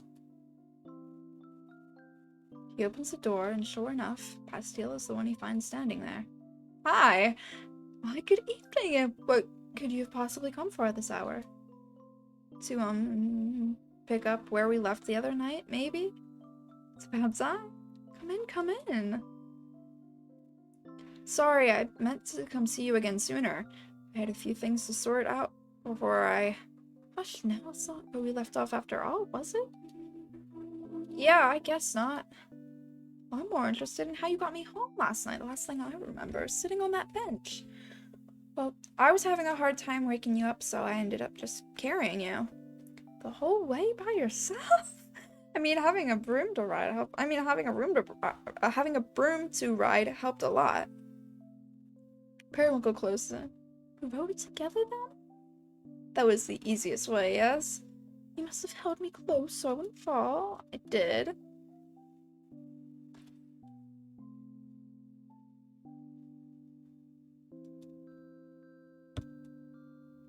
I was only kidding. But you also changed my clothes. Because I thought you'd be more comfortable that way. It was an innocent gesture. Can't believe you saw my bare chest. I've already seen it. Pastille suddenly lifts him up by the waist and hoists him over his shoulder. Please handle me more delicately. When they reach the bed, Pastille falls backwards onto it, taking Periwinkle with them. They pause there for a moment, laughs fading to soft breaths. I forgot to turn the light off. Well, I can't get up now. How can he be so impatient after making me wait so long? Oh well. Yeah. Chapter 6, Longing. Oh! We're getting somewhere! I wake to a rustling sound. My bed is empty again, but when I roll over, Pastille is there, standing in front of my closet. Sit up, rubbing the sleep from my eyes. He's holding a box. As he lifts it onto the top shelf, its contents shift, making a clattering noise. The gay. Yep. Utterly confused as to what he's doing, I finally call out to him. Pastille? Sorry, I didn't break anything, I promise. What are you doing in my closet? You said I could clean up. Oh, is there anything I won't agree to in my sleep? Sorry, I thought you were awake when I asked. I'll stop. It's fine, I just didn't expect to wake up to you rifling through my things. That really wasn't my intention, I just felt like organizing stuff. What do people normally do on the morning after? I guess I should have made breakfast. Oh, I want to eat pancakes. Great, I'll make some. Pastille practically bolts from the room to get started on cooking. Oh, Pastille. Looking around the room, he did much more than organize my closet. The books I'd been reading were all tucked back into their proper places on the bookshelf. The clothes that had been strewn across the floor, or otherwise left hanging in ridiculous places, now sat in the hamper, waiting to be washed. Even the pile of unfolded laundry I had previously abandoned was now absent, properly folded and placed into the appropriate drawers by Pastille. In a word, I'm in awe. How long had he been at this, and while I slept? It shouldn't even be possible. I have so much more floor space than I remembered. How did he manage to do that? Periwinkle puts on a fresh pair of pajamas and walks out to the kitchen in a daze. Hey, pancakes are ready. Is it too soon to say I love you? Please enjoy. They said it. They said it. They said it. Periwinkle takes a seat at the table and digs in. They're delicious. Not in a relationship, yeah. They're not. Perfectly light and fluffy, the optimal amount of syrup and whipped cream. Every bite so heavenly I could cry. I've never felt so emotional over food. What has this boy done to me? I was right about him being the culinary type. I didn't think I would get to try his cooking so soon. This is a surprise attack. Also, let me like refresh my thing. Even, how did those get there? I have to ask. Pastille, where did you get these strawberries? Oh, I saw you had some jam, so I used a little magic to change its form. Is that okay? Maybe I should have asked first. I just remember you like strawberries, so... Is there any limit to how thoughtful one can be? It's more than okay. This is the best breakfast I've ever had. I'm sure you're exaggerating. They're just pancakes. Careful, my sweet. If you say it like that, I'm going to start asking you to cook my every meal. Fine, you got me. They're special gourmet pancakes I can only whip up every once in a while. Lucky me. Periwinkle finishes his pancakes while Pastille begins washing the dishes. This may just be the most spoiled I've ever felt. Being with Pastille is like getting caught in an endless whirlwind of positive feelings. No wonder I've become obsessed with him. This boy is dangerously kind. And after these past few emotionally tumultuous days, how could I possibly turn away from his comfort? Periwinkle rests his elbows on the table, head tilted into palm as he watches Pastille in his kitchen. Out of curiosity. Earlier, before I woke up, what made you ask to start cleaning my room? Oh, I noticed it was getting harder to walk around. I think I stepped on some of your clothes when I carried you in there last night. Sorry. Something to apologize for. It was fun. Anyway, I felt a little bad about it, so I figured if I'm gonna be coming back here so often, I might as well help clean. I'm not getting ahead of myself, am I? Sorry, I didn't mean... Not... Oh! Startled by the sudden outburst, Pastille stops what he's doing. Silly Pastille, you're always welcome here. Well, thank you. Oh, save again, yeah. Fine. Okay, enough. I'll admit it. I'm stupidly, desperately, absolutely ridiculously in love with Pastille. There, I said it, or at least I'm saying it to myself. I'll accept this. Pastille is incredible. Who wouldn't fall for him? I don't want anyone else anymore. I've been poisoned by this perfect boy. The problem now is what to do about it. Weird question, but would you want to, yes! Clean the rest of your house together?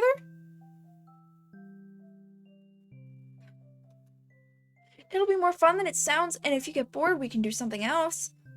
Pastille? I just thought if we did it together, you'd get a say in where everything goes, so nothing ends up getting lost. Pastille? And it's totally fine if you don't want me going through your stuff anymore. We really don't have to. Pastille, it's fine. I think it's a lovely idea. Really? Yes, in fact, I'd appreciate your help. One thing or another has always come up when I try to clean on my own. I'm simply useless at it. And I'll take the lead. I wanted to start with these boxes by the couch. Pastille, I already had a plan for everything, it seems. Did it really?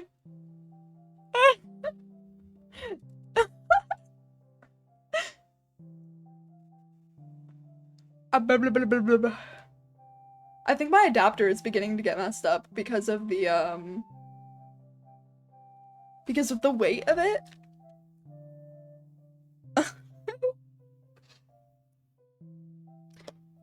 Pastille already had a plan for everything, it seemed. His energy was contagious. He was right that it would be fun. It was entertaining even just watching him go.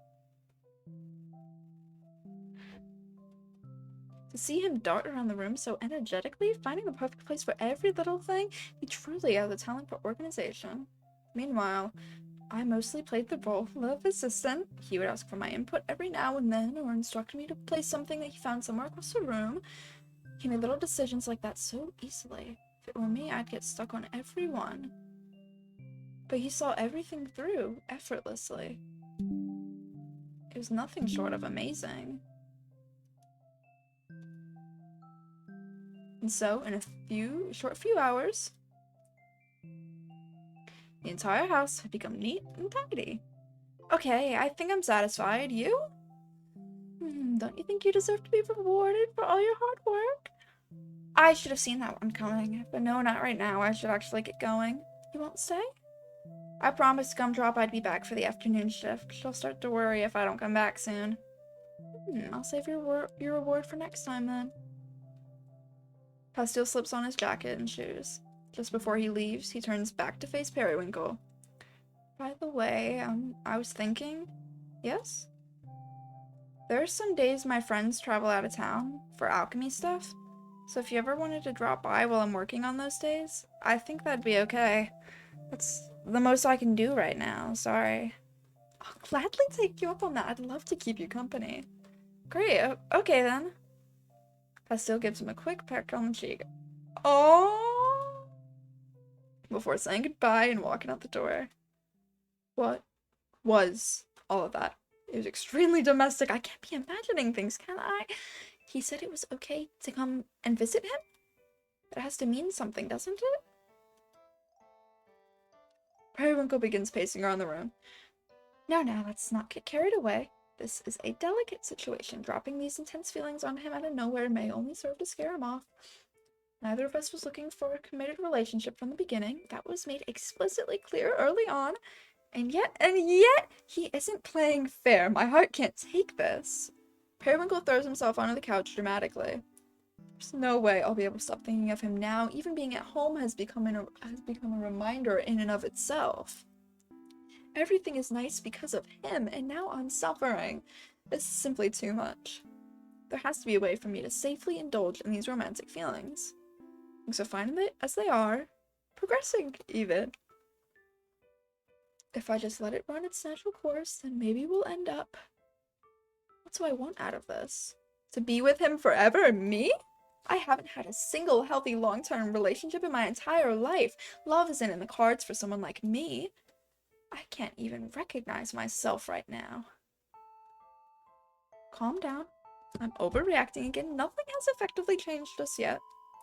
I can't keep fighting myself on this. I'm in love with Pastille, no matter what it entails. That's the reality. Let me check the text real quick because I need to make sure I still have an appointment today. I need to confirm it. Okay, I've confirmed it. I just don't want it to get canceled. He still isn't quite ready for me to meet his friends, which means there isn't any room to advance further at the moment. I have to be patient. At the very least, I hope accepting all of this lets my magic returns to normal. I need a nap. And so, over the next few weeks, Periwinkle would come by Atelier Suites and spend time with Pastille. Ooh. You know what? Let's go back with this. Let's go back with this. Yup. Yup, we're so back. Let's go back to the beginning. The first one I chose. I like the little smile. He always stood there so sweetly behind the counter. Then I would waltz in, pretending to be just another customer, browsing the aisles before meandering over to him. 0.5 liters of chocolate milk. And despite not being lactose intolerant, I was sent to hell. Oh gosh. Oh gosh.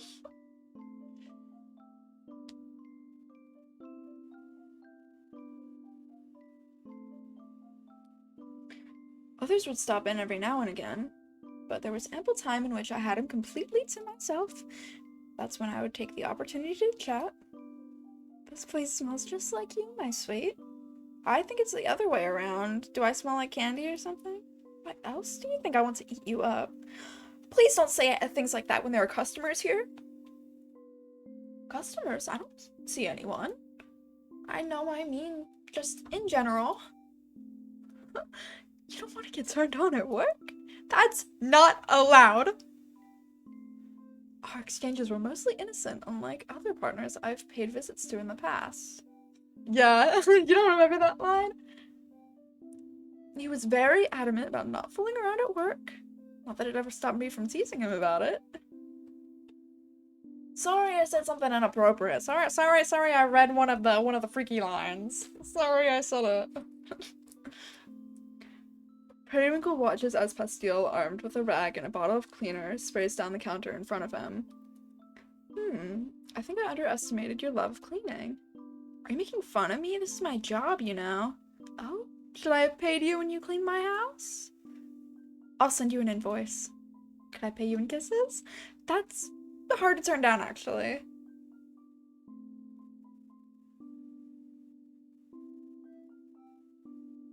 Wait, it's literally you in real life. Oh my gosh. This is so you. It was fun seeing him hard at work. Me, yup. Literally, if you think that you're Peristyle, or Peristyle, do not interact. That's Noah. That's Noah. Hard block if you think you're him. The only side him most people would ever be aware of. They'll never know that of the lust bubbling beneath the surface, his nervous, vulnerable laughter when I've said something you wanted to hear. Yeah, I figured that much. His gentle touch, the way he could take my hand so casually and yet becomes a stuttering mess as soon as I lean over him. His sense of humor, his sincerity, his quirks, his genuine desire to always provide the exact perfect thing to make me smile. No, the depths of Pastille are reserved for me alone. Welcome to Atelier Suites. Periwinkle gives a little twirl and winks to Pastille, who's trying his best to stifle his laughter.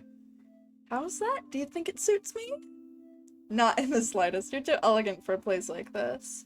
I can be cute too, can't I? You are, but you're gonna need more on that on your resume if you want the job. What, you mean I can't get in through nepotism alone? He's trying to industry plan himself. It looks like you already have a successful career in another field. You're overqualified, so I'm gonna have to turn you down. You're right. Besides, if you were my boss, we'd probably have to stop fucking. Harry, I said it again. I said it again. I truly, truly love him. Even the days we talk about nothing at all, I wouldn't give it up for the world. In the days he would open up to me even more so. Gen Z is trying to cancel Ixie. Honey, that's cute.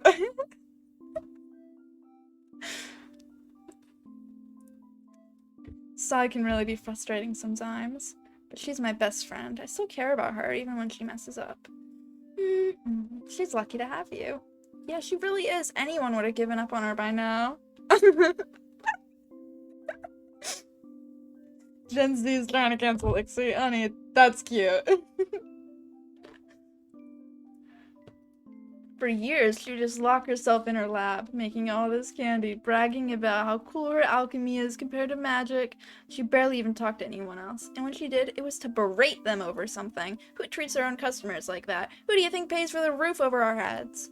Sorry, I don't want to give you a bad impression of her. She's gotten much better recently. It sounds complicated. At least your patience is paying off. Yeah, it seems like it.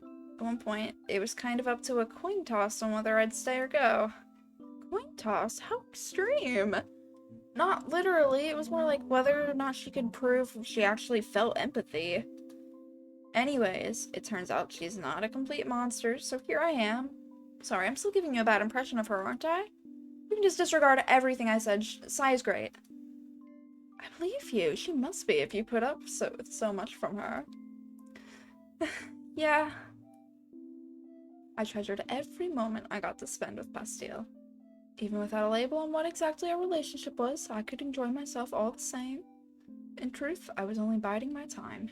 But it didn't really feel like that at all. Just being near him was enough. One day, he finally asked it. The question I'd been waiting to hear. Do you want to meet my friends? Well, yes, but are you sure? No, but it feels stupid to keep avoiding it. I started worrying it'd happen on accident one of these days. I don't think I would survive that, so... We should just go before I change my mind. Right now? Yes, come on! Bastille takes Periwinkle by the hand, and the pair hastily makes their way to Atelier Streets. Slightly out of breath, Bastille stops just before they... Oh, my mom is calling for me. Oh my gosh. My mom is calling for me. Wait. We're gonna have to... He's gonna meet him right when I get back.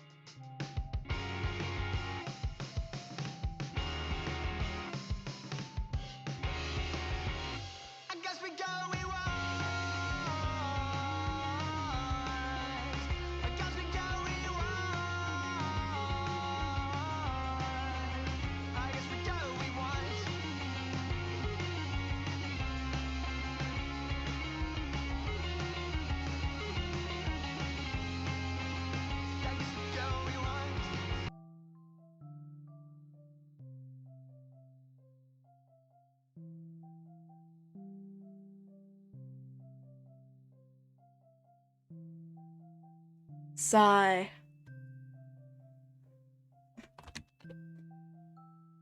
If anybody asks, that was one of the Dockery dozen.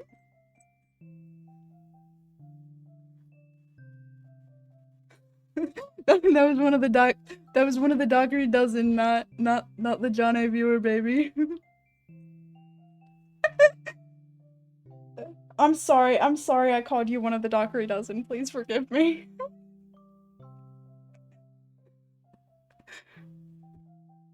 Forgive me.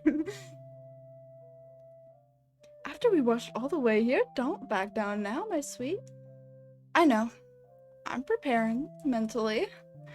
I've never done this before. I know it'll be fine. I just take your time. We'll go in when we're ready.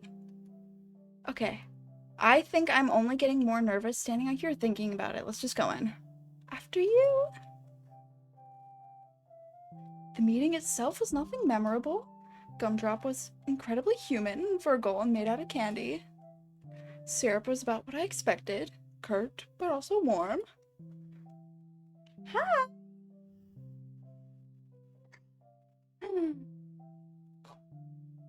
Oh, you're making silly faces? Ooh!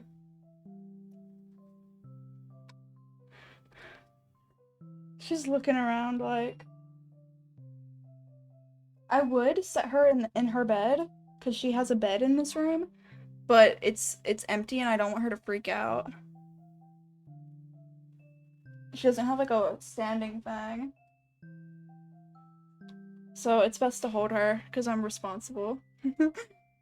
For all its build-up, the interaction itself was anticlimactic, a quick exchange of pleasantries before the candy alchemist called her golem back downstairs. Didn't feel real.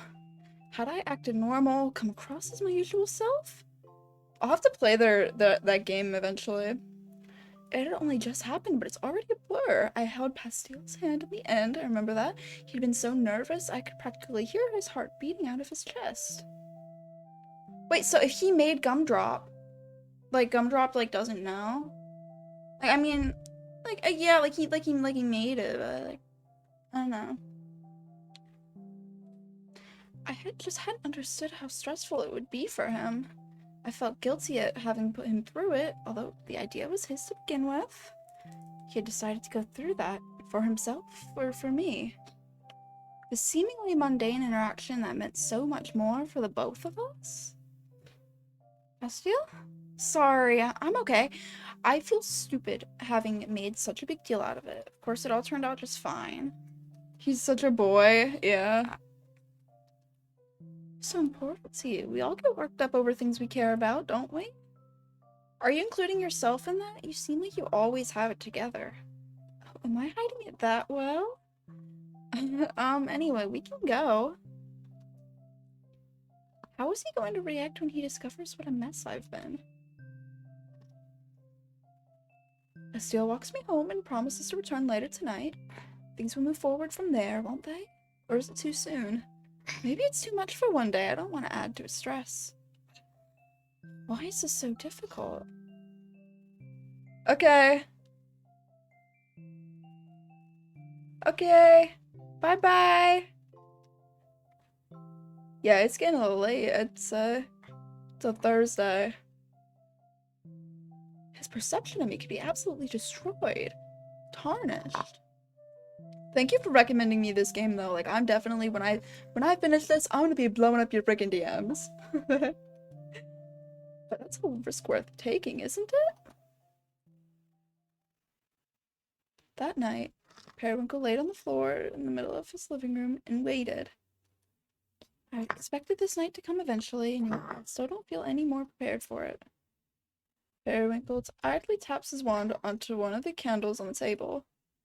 So peachy. The curse is not yet lifted. Bastille's knock finally comes, and Periwinkle rises to answer. You are trying to go after the pop filter. You have your binky strap in your mouth! Girl! Oh, it smells nice in here. Is that your magic? You like it? It's my latest specialty. What a treat. Have you eaten yet? I can make a special dinner. Oh, what's the occasion? Celebrating the fact nothing went horribly wrong today, I brought a few things if I could just borrow your stove. By all means. I once again found myself in the excruciating domestic situation of watching Pastille prepare a meal in my kitchen. You coughing again?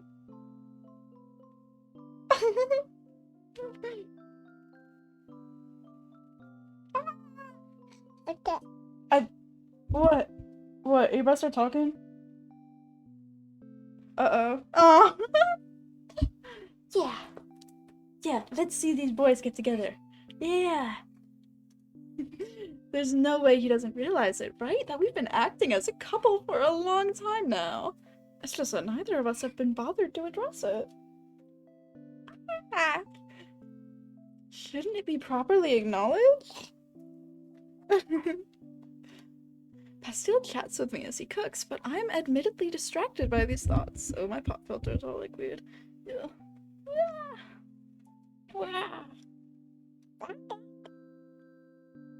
Did you just... What did you just say? Hello?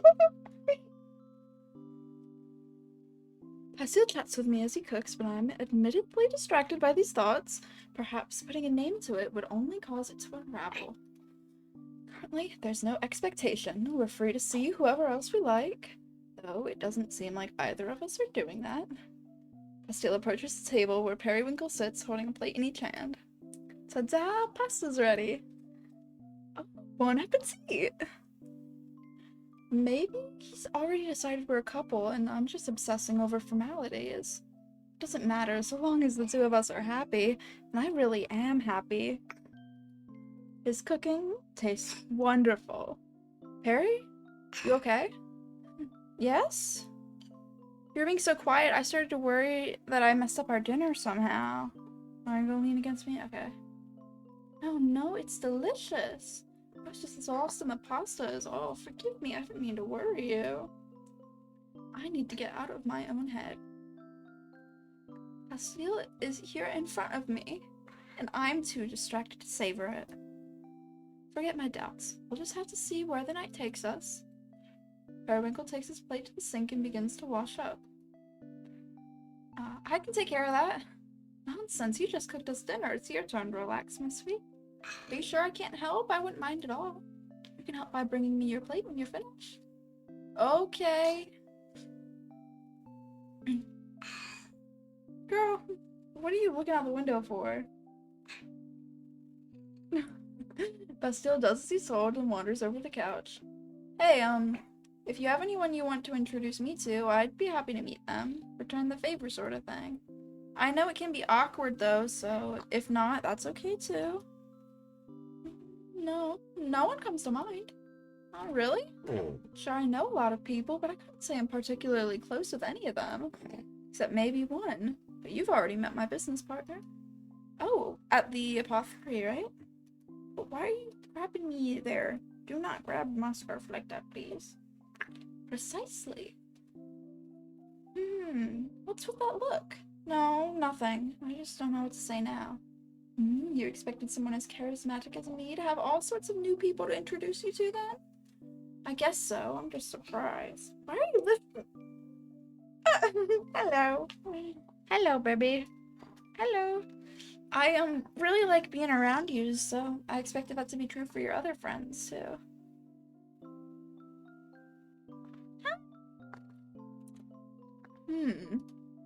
I'd say you're probably the closest I've ever been with someone. Literally speaking. They laugh together, then fall into a comfortable silence.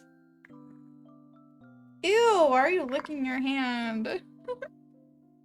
With their heads leaned together, Periwinkle nuzzles his face into Pastille's shoulder affectionately. After a few moments, Pastille asks, "Do you want to get in bed? For sleep or for pleasure?"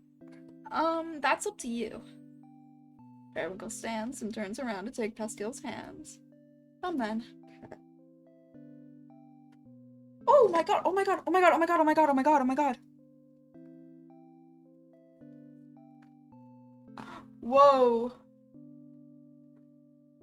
Whoa. What are you? What is this? What are you?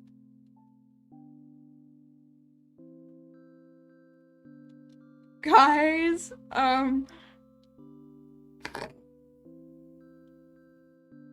average Ixie stream, there's a really big bug. There's a really big bug in here.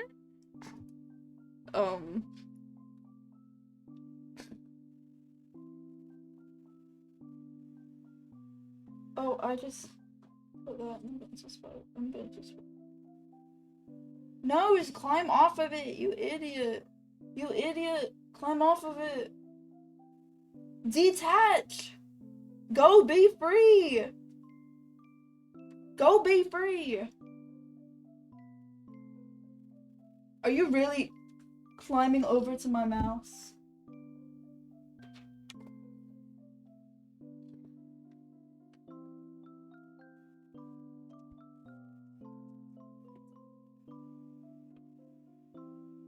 Okay, it's gone. I did it.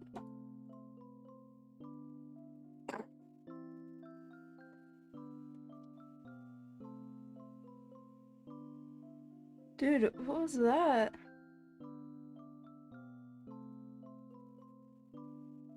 Dude, good as Skybat Cat, awesome, comma GG. How is? Did you see that bug?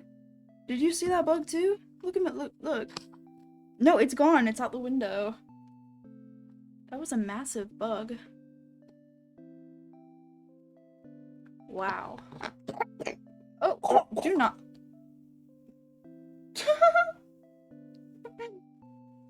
Okay.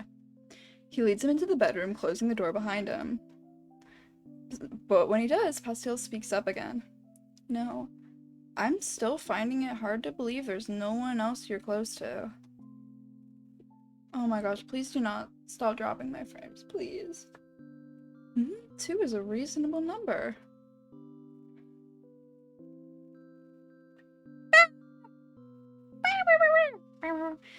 You had 2 friends as well, did you not? Syrup and Gumdrop.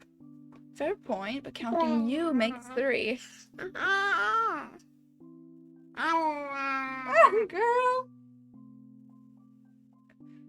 Oh, you have me beat. Perhaps I should try harder to catch up. Periwinkle collapses into bed while Pastel sits down beside him. I think I've preferred it though, keeping a healthy distance from others. What? What's up? You want to show me something? Dad does at work. Really? How come? The alternative has been disaster in my experience. I'm far too intense. Hello. Hi, girl. What, you want to stand up? You want to stand up? Okay, we can share the chair. We can share the chair. Oh, what do you mean by that? Goodness, my best example is the worst one. My teenage years, since I was a boy, I would have done anything for. I wanted his approval so badly. I wanted to be loved. It's funny, I can't even think of what drew me to him. Did you just burp? Girl, I suppose he was just a vessel to project onto. An idealized boyfriend. Ew, yeah, you burped. That stinks, girl. Your breath stinks.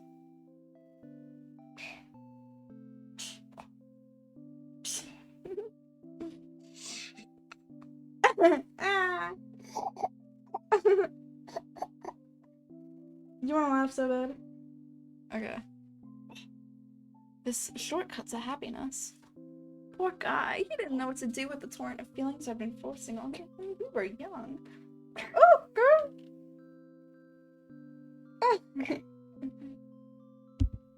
You just want to climb, okay? What? Do you want to sit on the floor? Okay. You want to stand there?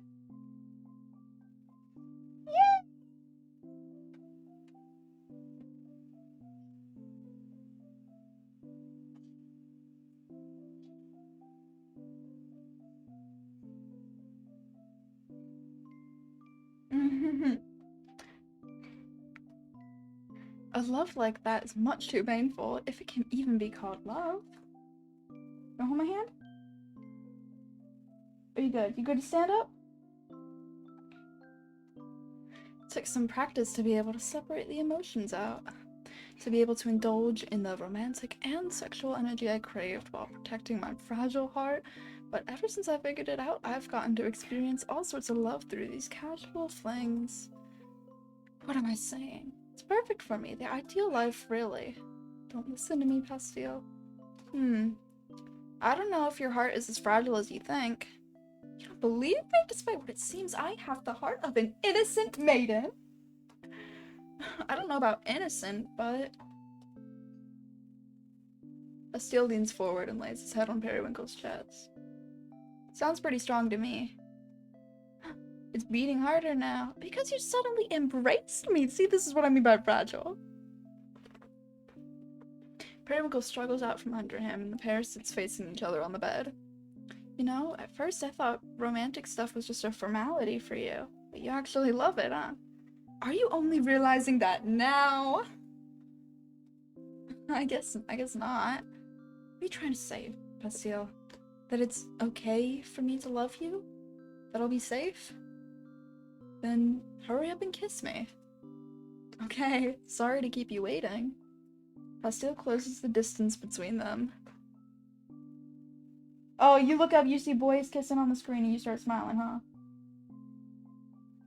You fine like that? You okay? Okay. I'm too weak. The words won't come out. As they kiss, Periwinkle becomes more and more entangled in his thoughts. It hurts. I want to be even closer. He lets himself fall backward, bringing Pastille down with him. This isn't nearly enough to satisfy me. Just please don't stop. Periwinkle's heart cried out. His jumbled emotions caught in his throat, manifesting through his hands, clinging desperately to Pastille, who continued to kiss him and hold him through the night. Oh, wait, they're the sweetest. Chapter 7. Oh my gosh. You excited? Give me a big smile.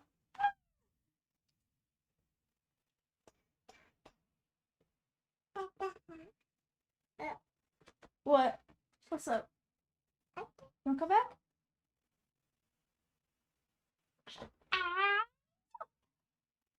Yup! Yup!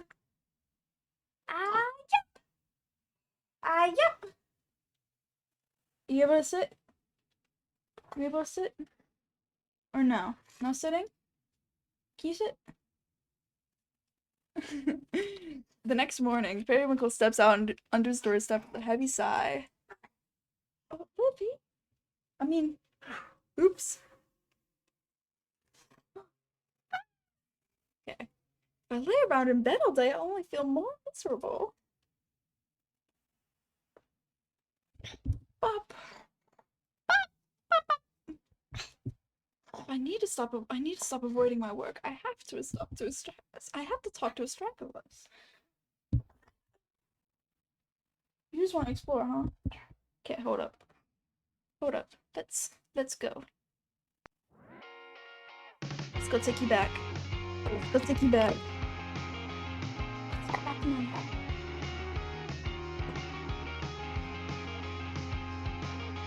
These days all I see is everything you're not. Between those melodies, it's all I've been thinking of. Since then, the lines you left behind you, they cover every bit of this home. And these days, it's all I've ever wanted, it's all I've ever wanted to know. What it is that keeps me from letting you go, I don't even know. What it is that keeps me from letting you go, I don't even know. What it is that keeps me from letting you go, it's not what I thought. I guess we got what we want.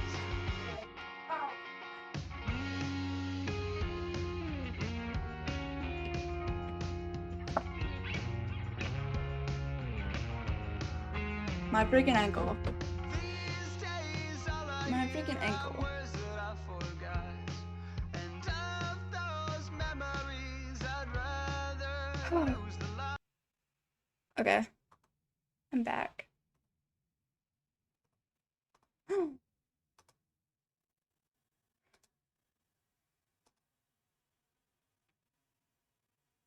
Okay.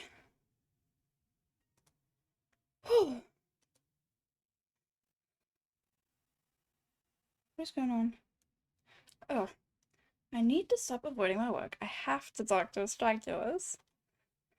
She isn't going to be pleased with me, though. It's mental tightly. He makes his way to the apothecary.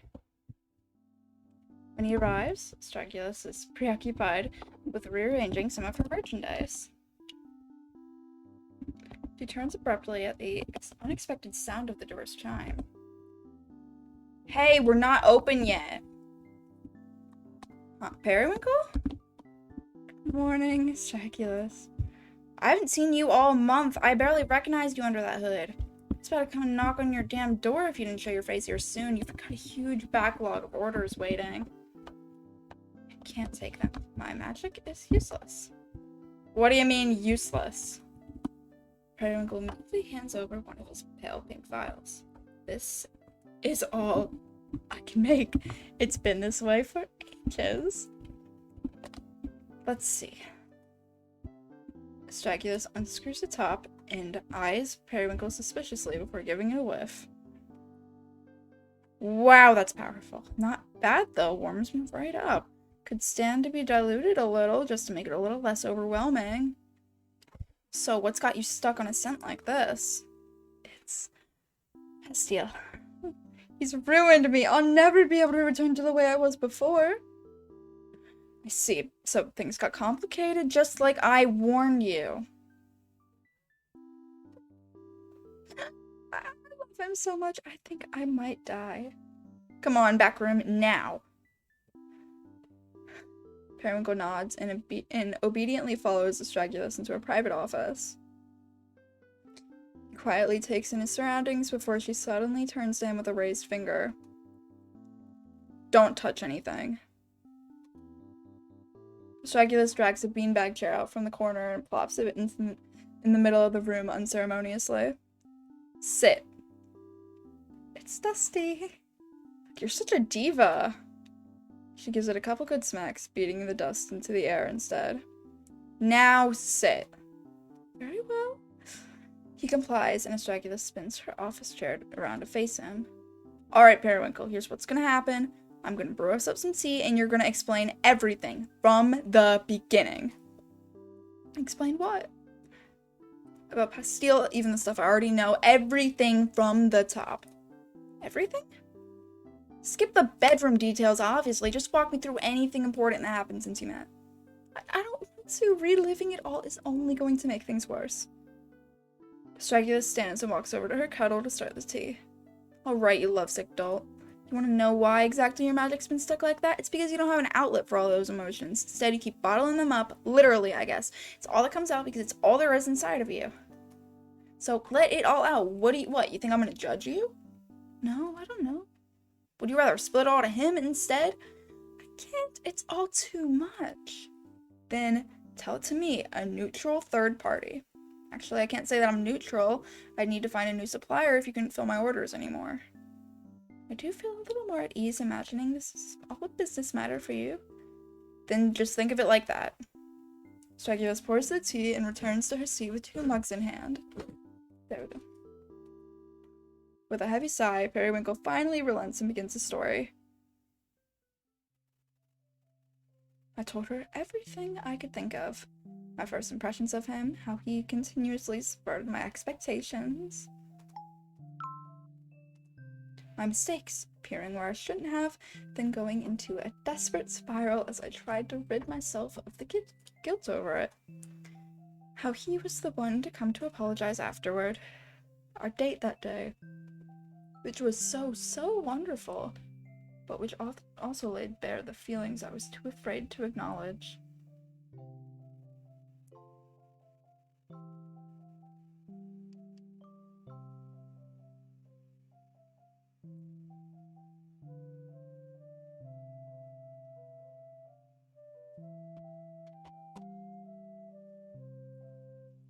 How I latched on to any alternative explanation I could in order to escape them, the moment I could finally admit it to myself.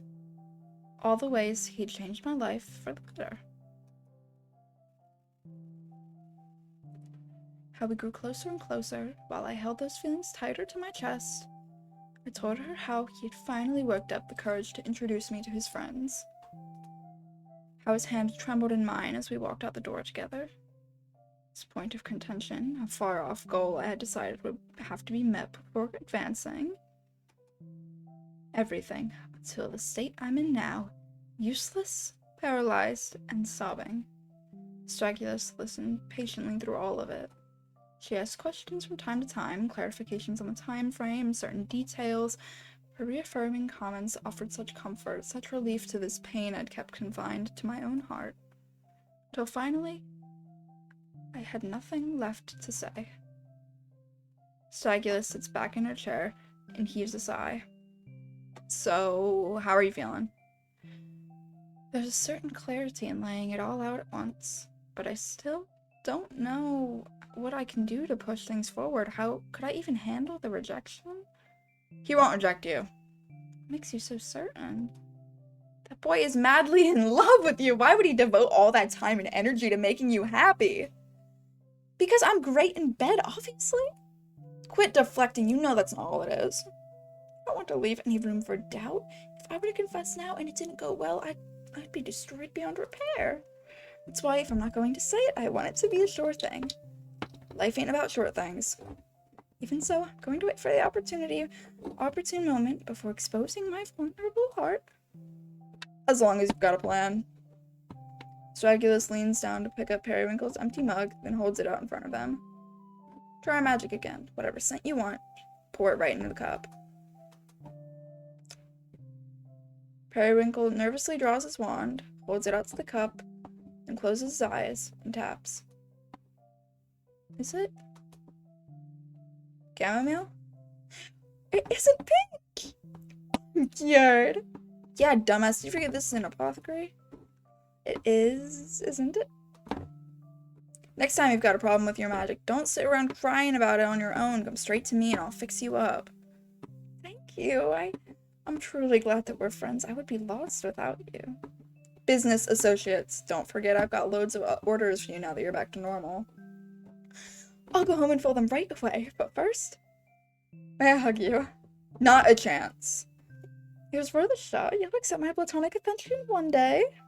Yeah, get out of my office, Periwinkle. The pair exits the back room, but they only make it a few steps out before Periwinkle turns on his heel. One more thing before I go. What's up?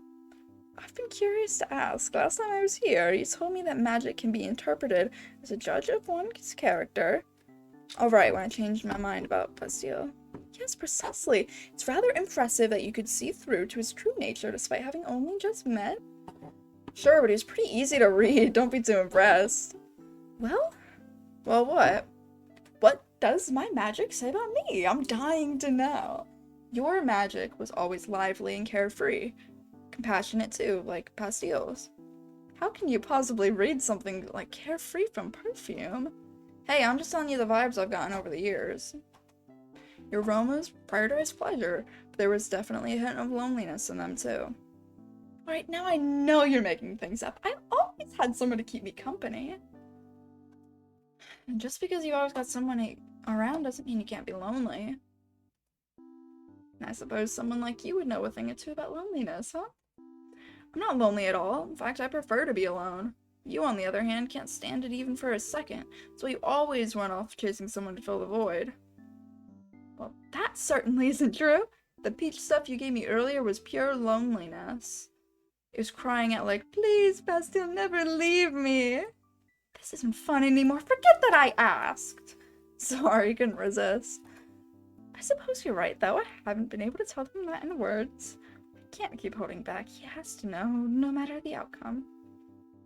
Good luck, okay? I'm sure it'll turn out just fine. Yeah, likely will. Thank you again. I'm truly grateful for all that you've done for me.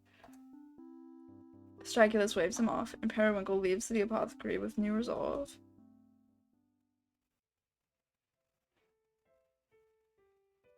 I spent the next several days catching up on my work. Magic truly does come easily with a clear mind. If only I'd swallowed my pride sooner. I completed batch after batch almost effortlessly, going down the long checklist the Stragulus had given me. I hadn't even felt tired by the end of it, as if this energy had been stored up inside me all along. It was a relief to return to somewhat normalcy. Thinking of Pastille no longer caused my heart to ache. At least not enough to put me in a state of total despondence. Instead, those thoughts that served as motivation. The way forward was clear. I would tell him how I felt, and surely things would turn out just fine. The following night, Pastille shows up on Periwinkle's doorstep. Get dressed. I want to take you somewhere. Oh, and where exactly am I being whisked away to? You'll see. Wear comfortable shoes, okay? I'm serious. Very well, I'll be ready momentarily. This is it. The dramatic confession scene is upon us. I have to look my best, for good luck, of course, and for confidence. And Jan, you know what? You know what I will choose this time? I'm just gonna load favorite. Right at the beginning. Another callback. Hand in hand, the pair make their way to the train station. Had you been planning something while I was sequestered away with my work? Pastille is always so full of surprises. How positively delightful. I hope I didn't interrupt the plans you had for the night. Oh, not at all. It was about time I got out of the house again. I've actually had a very productive past several days, you know, toiling away over my perfumes. I thought that might be the case since you hadn't dropped by in a while. Did you miss me? Well... Periwinkle hugs Pastille's arm tightly as they continue their walk. Oh my gosh, you're back. I miss you too. When Pastille and I step off the train, we're greeted by grassy fields and a sky full of luminous stars. Just where has he taken me? Trail of lanterns light the lone path forward. Pastille takes the lead. It's a bit of a walk from here, but I promise it'll be worth it. A long walk? Can we take a ride on your broom together? Nah, I'd defeat the purpose. Yup, it's the stars. Oh my gosh. It'll feel more rewarding getting there on foot. Fair enough. Tragic, though, that you'd willingly pass up an opportunity for me to cling to you. Well, we can fly on the way back if you want. Pastille offers his hand again, which Periwinkle takes with a smile.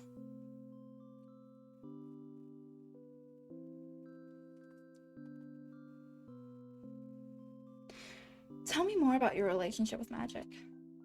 What do you mean? It was the same when I cleaned my house together. You insisted on doing things manually. Drama dump. Oh my gosh. Not that I minded at all. Seeing you lift that many heavy things was a treat in itself.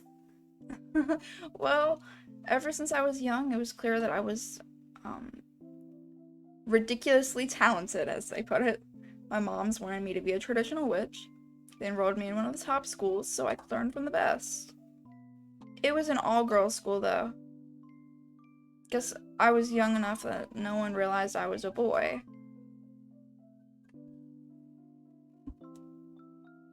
Oh my gosh. Sorry, the police just like went by. They're like hunting somebody. Oh my god, GTA? Somebody's got stars. It really didn't belong there on any level.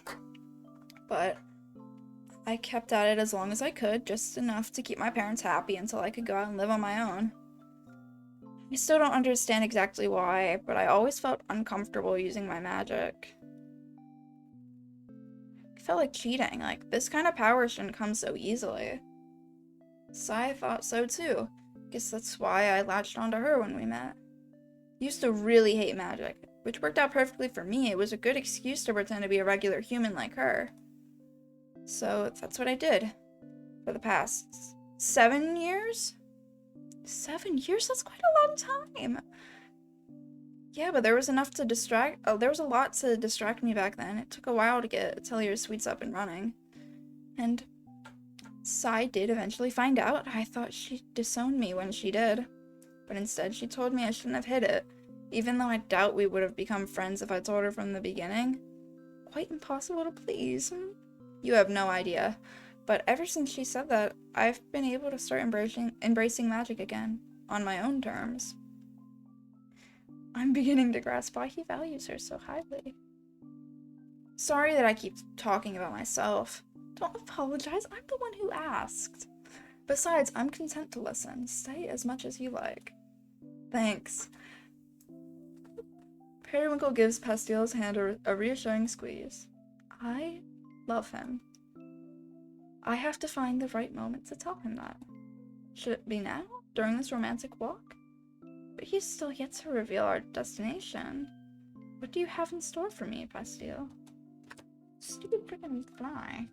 Freaking fly.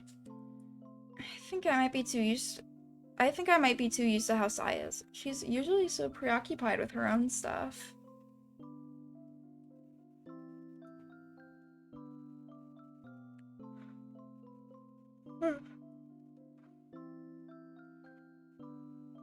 So it's nice having someone who actually wants to listen to me. That makes her sound like she's a horrible friend. She's really not. You certainly haven't made a convincing case for her. I know, but that wasn't the point I was trying to make. Huh? I really? Yes? Let me start over. Pastile takes a deep breath before continuing. Going back to what we were talking about before with my magic and everything, I think I have trouble accepting myself for what I am. I tend to hide things even when I don't need to. Being with you feels like it's better not to hide. Like I'm allowed to just be. More like celebrated for being, I don't know, that feels weird to say. You can stop me if I'm being too much. It's because I love you. Why can't I just say that? Oh, we're here. We are?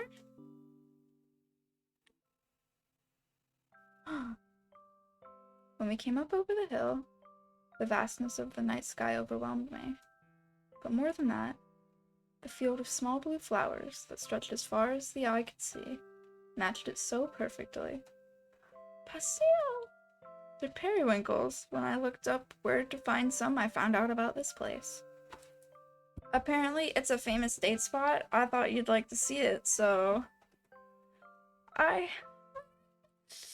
shouldn't have told you I'm weak to romance. Pastile? A glint catches Periwinkle's eye, and he looks up to notice a meteor shower has begun. Oh, good, it started just in time. You planned this too? Well, I knew this was supposed to be happening tonight, so... Pastile? Periwinkle tackles Pastile to the ground, landing them in the field of flowers. This is perfect.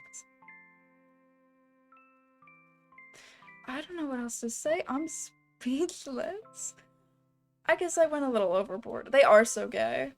A little? This is the most romantic thing anyone's ever done for me. He buries his face in Pastile's chest, holding him close. Well, there's actually one more thing I wanted to say. You can feel Pastile's heart pounding. Where do I start? You know how Sai and Gumdrop are really important to me? I always thought that I needed to keep myself available for them, to take care of the store and everything. But in practice, that just meant I never really took any time for myself. Like, my own needs were something I could just bury, and it would be fine because it's for their sake. I guess that's part of why I'd go out with random guys in secret. As something just for me, totally detached from everything else. I tried having a real relationship once. It didn't work out, obviously. I never told Sai about him, but that made me think that I was right to continue on the way I'd been, since I wasn't willing to let my priorities shift. Periwinkle grips Pastile's cloak a little tighter. That over-competitive love. What are you saying? I guess that with you, I don't mind it as much. He's going to beat me to it at this rate. I can't let that happen. Periwinkle suddenly rolls himself on top of Pastile, pinning him down. Pastile, I'm in love with you. What? Since when? I don't know, maybe this whole time? I only admitted it to myself that morning you made me pancakes. That's what it took? How long have you felt this way? Since having to carry you home after spending the day together, I think that's when I first realized it. And why didn't you say something? I've been suffering in silence this whole time. I thought you wanted to keep it casual? We saw each other almost every day. How is that casual? Because you never acted any differently, and I was busy sorting through my own feelings anyway. So was I? But that's no excuse for how long you kept me waiting. I won't forgive you. Why are you smiling like that? It's cute. Seeing you all worked up like this. Periwinkle struggles to his feet and begins stomping away. Saved me from a lot of heartache, you know. Stupid friggin'. Pastille sits up, straightening out his cloak and retrieving his hat. Where are you going? Come back. No, I'm too upset. Perry, I was convinced that I'd cursed myself with some sort of love potion. My fake apple juice turned real. What in the world? Because we didn't fuck that day. Fucking was supposed to be the entire point of it. Yeah, I did put that first date outfit on again. Also, yep, Gen Z is gonna cancel me. Perry, everything's spiraled out of control since then. I couldn't stop thinking about you. You broke my magic for weeks and weeks. All I could conjure was a stupid peach blossom scent. Really? Yes, until just the other day, which I spent crying in the dusty back room of the apothecary, telling Astraculus all about it. After all that, everything I spent so long preparing my heart for, you have the nerve to try to confess first? I'm sorry. Don't apologize. I already said I won't forgive you. What do you want me to do then? I don't know. Fucking kiss me if you love me so much. Pastille approaches, gently raising a hand to Periwinkle's cheek, and does exactly as he's told. I love you. Periwinkle's heart skips a beat. I love you too. He hugs Pastille tightly, careful not to knock him over this time. It takes everything I've got to keep myself from bursting into tears. It won't ruin my makeup on this perfect date. This beautiful place that Pastille chose just for us. I can't have my memory of this perfect night obscured by tears. It looks like the meteor shower is over. Take me home. Are you still mad at me? I'm not mad at you. I've never seen you like this. I just don't know how else I should interpret it. I'm overwhelmed, elated, relieved, and frustrated. I want to get in bed so that you can hold me close all night. I don't think I'll be convinced that this was real unless you do that. So, please? That sounds really nice. Okay, if it's to convince you, I guess I have no choice. You look so pretty in pink against the starry night sky. Without you, my heart would sink. Wait, I'm turning this up, turning this up. The world has to move. Okay. And with that, we have to make do. Okay, there. It's not that loud, hopefully, but. Wow. Wow. Wow. So now you know Wow. what I think. Hold up. His writing is fire. Pretty in pink. In the little wherever this was made. The little pen on fire. Oh my gosh. Wow. Wow. Dude, I'm gonna be attached to this. You've got me. You've got me. Oh my Nico? Like Nico. Oh my Nico? I wish I knew how to. I wish I could like stream the games I have on my Xbox. Don't ask me what I mean by that. This game is a parasite, yeah. For gays.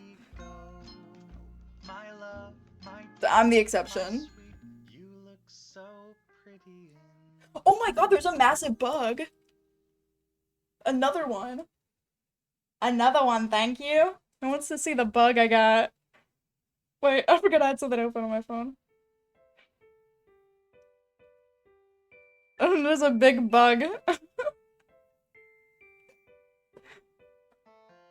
A beautiful memoir detailing my first experience with true love as new extra scenes and bonus chapters. Memoir, but how detailed is this? Don't worry. I've kindly skipped over all the sex scenes. You have nothing to be embarrassed about. The stuff leading up to those is still embarrassing. How much did you leave in? Doesn't matter, this isn't canon. Merely an excuse to just speak directly to the reader. I would never reveal such private details about you, such as your mewing, your mogging, your mewing, your mogging, and all the other words starting with M, without your explicit consent. That's enough in the freaking scene. Okay.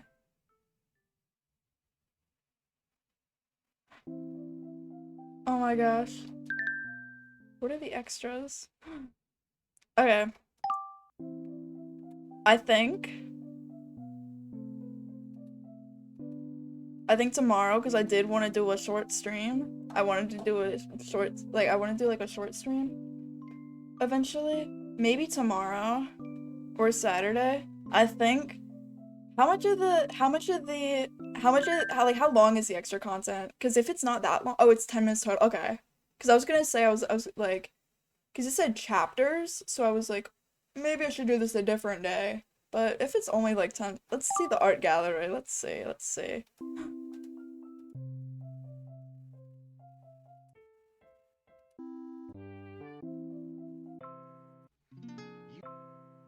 Ooh.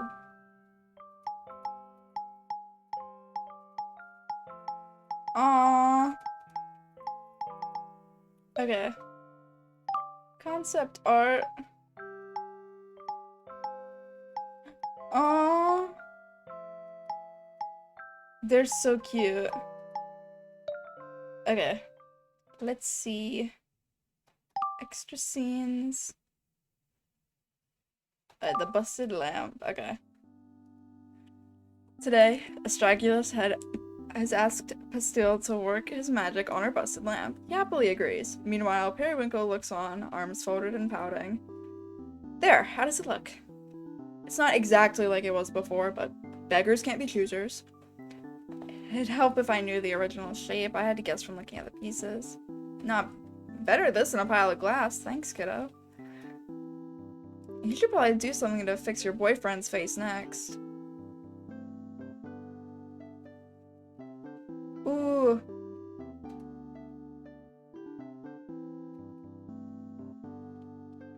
I didn't even realize you messaged me saying how is the ending when I hadn't even gotten to the ending yet. My face doesn't need fixing. I'm looking as flawless as ever. Perry, if you're finished being used, however, I'd like to have you back now, please. It was just a small favor. I really don't mind. In fact, I'm happy to help. See, he's more than willing. Stop exploiting his kindness. Let me know if there's anything else I can fix for you, ma'am. Now that you mention it, I'm sure there were a few other things. I'll be right back. Astragalus takes her repaired lamp and heads into her office to retrieve the next broken object. Perry, it's really nothing to get upset over. This is just an excuse for us to get to know each other better. I would rather you not be categorized as a tool in her mind, but if you insist, I'll let her know if she starts asking too much of me. So no more pouting, okay? How could I refuse such a gentle command? As long as you're in a better mood now. I am. Besides, it was quite hilarious to hear you call her ma'am in earnest. Huh? She's older than us, isn't she? We should respect our elders. Bastille, if you call her an elder to her face, she'll go absolutely ballistic. Turns out there were a few things. I've got them right here. Oh, look at that. You really did fix his face. Damn, nice work. Listen, Astragalus, you'll never guess what Pastille just said. Wait, you're telling her to you just say she'll get mad? What am I about to get mad at? Were you saying something behind my back? Harry, please, I'm innocent. Oh, that's sweet. Okay, the next one. Okay. Periwinkle walks into Atelier Suites to pick up Pastille for a date, but instead, he's greeted by an enthusiastic Gollum. Periwinkle is here, welcome. Come Gumdrop, how lovely to see you. I've come to retrieve my boyfriend. Master Pastille is downstairs with syrup right now. He'll return soon if you do not mind waiting. Certainly, I'm in no rush. You aren't one for small talk, are you, Gumdrop? Small talk? Yes, I think talking at a normal volume is best. Funny, Pastille's given you quite the sense of humor. Master Pastille is wonderful. I love him very much. I feel the same. He's always so happy when he comes back from visiting you. Thanks for always taking care of him. Oh, it was my pleasure. I was hoping to take care of him tonight as well. Please do. It's fun to watch his face turn pink like mine. Gumdrop, what are you telling him? Yes, pink, just like that. There you are, my sweet. Are you ready to spend a lovely evening with me? I can't believe I let this happen. You two should never be allowed to speak to each other unsupervised. Oh, if it is not allowed, I will refrain from greeting him next time. Don't listen to him, Gumdrop. He just doesn't want us trading information. Please tell me more about how Pastille asks on the morning after he slept over. No, we're leaving right now. We're leaving. It's raining, it's pouring, the old man is snoring. He went to bed, he bumped his head, and he did not wake up till the next morning. That's what it is. Yeah, these are good. These are cute. These are sweet. Periwinkle and Pastille are out on a date when they run into a familiar face. Oh, it's Periwinkle! Cassia, it's been a while. How have you been? I've been just perfect. Moving in with my partners went really well. Every single night, I get to fall asleep while snuggling the both of them. Life couldn't be better. Anyway, I hope things have been going just as well for you, Periwinkle. They have indeed, but first, introductions. Pastille, this is Cassia. She's very sweet and cuddly witch, as you would have probably gathered. Nice to meet you. And Cassia, this is my boyfriend, Pastille. Can you believe I've finally settled down? Really? I never would have guessed. But wow, I'm so happy for you. You look so cute together. I know, right? We're a perfect match. I'm so glad I don't have to worry about you anymore, Periwinkle. You always used to be so closed off. It made me want to cuddle you lots and lots so you didn't feel lonely. Is that how it was? To think her affections were only given out of pity. Is that why she attempted me to pull me into her relationship back then? I'm glad there was someone out there who could open your heart. Good job, Pastille. It sounds like you tried your best to take care of him. I appreciate it. I really did, but he wouldn't let me in at all. I had to give up in the end. At least we can be friends now, right, Periwinkle? Yes, of course. I apologize for having worried you so. Right? She got like... Yeah. That's okay, as long as you promise to come over for dinner sometime. You can bring Pastille, and it'll be like a double date. Doesn't that sound fun? A double date? That certainly does sound like an entertaining night. What do you think, Pastille? Will you accompany me to dinner with Cassia and her partners? Yeah, that sounds really nice. I'd love to. You got pity zoned. Then it's settled. I have to get back to my errands, but I'll contact you the next time I'm free, okay? Lovely. It was nice seeing you again. Pink hair. Oh, nothing. I just noticed. You kind of have a type, don't you? And what type would that be exactly? Cute and pink. Please, I would say your hair is closer to white than it is pink. There's an official comic where they get drunk on wine. Oh my god. Oh my god. Sure. Still pink though. Oh, hush. You know you're the only one for me, my sweet. I know, it's just funny. Oh, I see. You only brought it up to make fun of me. Honestly, I'm the one who's supposed to tease you. How could you turn the tables on me like this, Pastille? Sorry, do you want a kiss? Yes, always. Periwinkle cheerfully accepts his apology kiss, and they continue on their way. Aww. Alright, 4 out of 5. Pastille is happily organizing Periwinkle's closet, with conscious permission this time. What's in this box?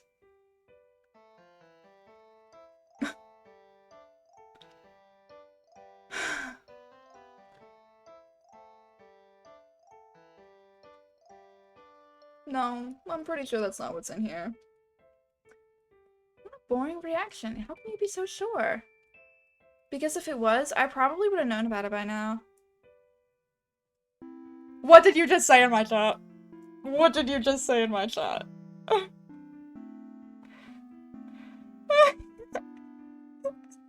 You shouldn't. Apple juice item. Touche, you would indeed. Can I open it? Let's see. Periwinkle rose out of bed to kneel next to Pastille. Ah, some of my old modeling photos are in here, along with a few other keepsakes. Modeling? Yeah. A rather short-lived career. It wasn't quite what I hoped.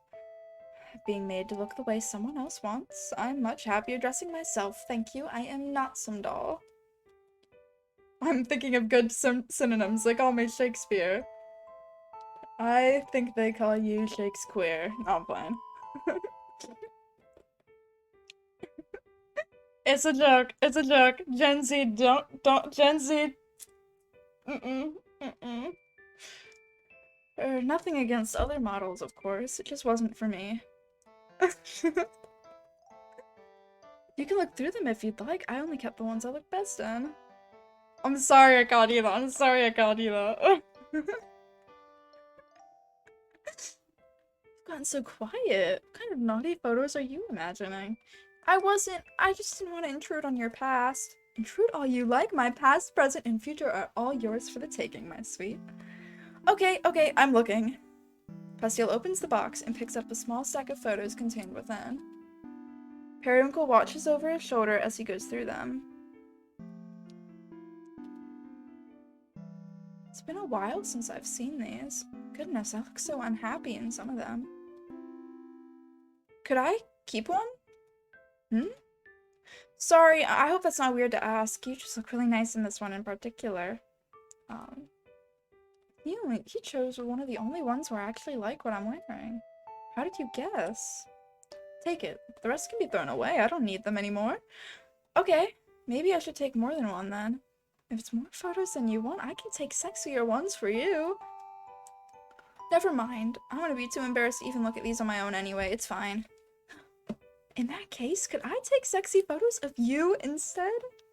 No? Guys, Gen Z, don't cancel me for reading words that are on the screen. Periwinkle takes Pastille out for a night on the town. It's been so long since I've been out to any clubs. I hope I won't stand out too much. Don't worry, my sweet. If anyone starts hitting on you, I'll come to your rescue. You're expecting me to need to be rescued?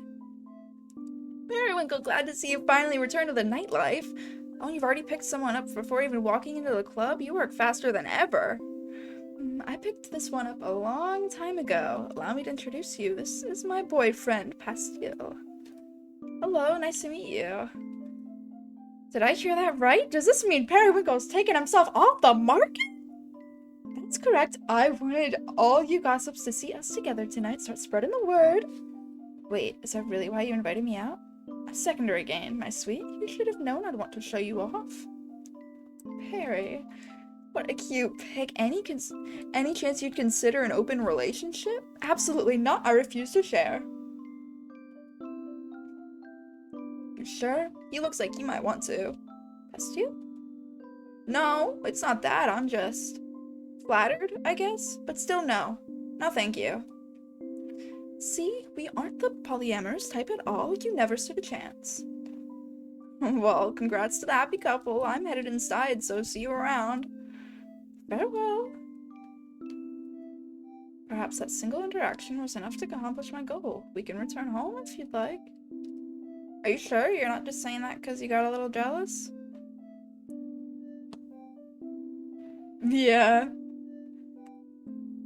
Nonsense. I have nothing to feel jealous over. You're pouting, though. I'm not. Why bother with the clubs, Too many prowling singles. I shouldn't taunt them with my perfect catch. Let's return home after all. I want you all to myself tonight.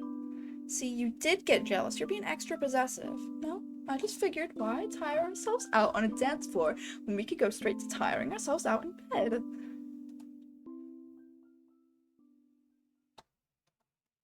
Alright, guys. Wait, extra bonus chapter. How long are the bonus chapters? Wait, let me look up.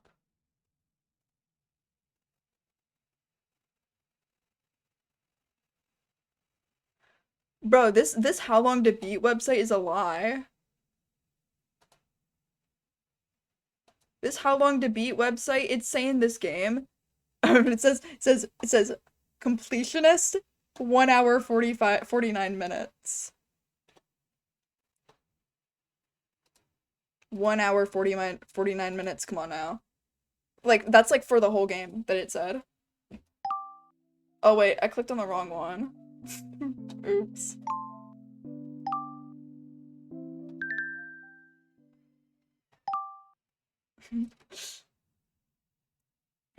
It literally said it takes like 2 hours and I'm here at 4. Yeah, I did really allowed to take breaks.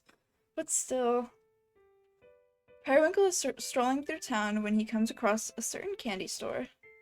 Tell your sweets. So this is where it is. The place with the cute golem mascot everyone's talking about. I wonder if she's there. Periwinkle takes a peek through the window. I don't see her, but I do see something I like. Periwinkle walks in and promptly approaches the sweet pink-haired boy at the counter. My, he's even cuter up close. Why, hello there. This is the shop famous for the candy golem, is it not? Oh, yes it is. If you wanted to meet Gumdrop, you unfortunately just missed her. My bad luck on my part. I'll have to come back another time, I suppose. Sorry about that. Have a nice day. Oh, I wasn't planning on leaving just yet. After all, I came all this way. Right, in that case, I'll leave you to browse our selection. Oh, no, you're not getting away that easily. Keep me company, won't you? Huh? I'm absolutely useless at making decisions, you see. Oh, certainly.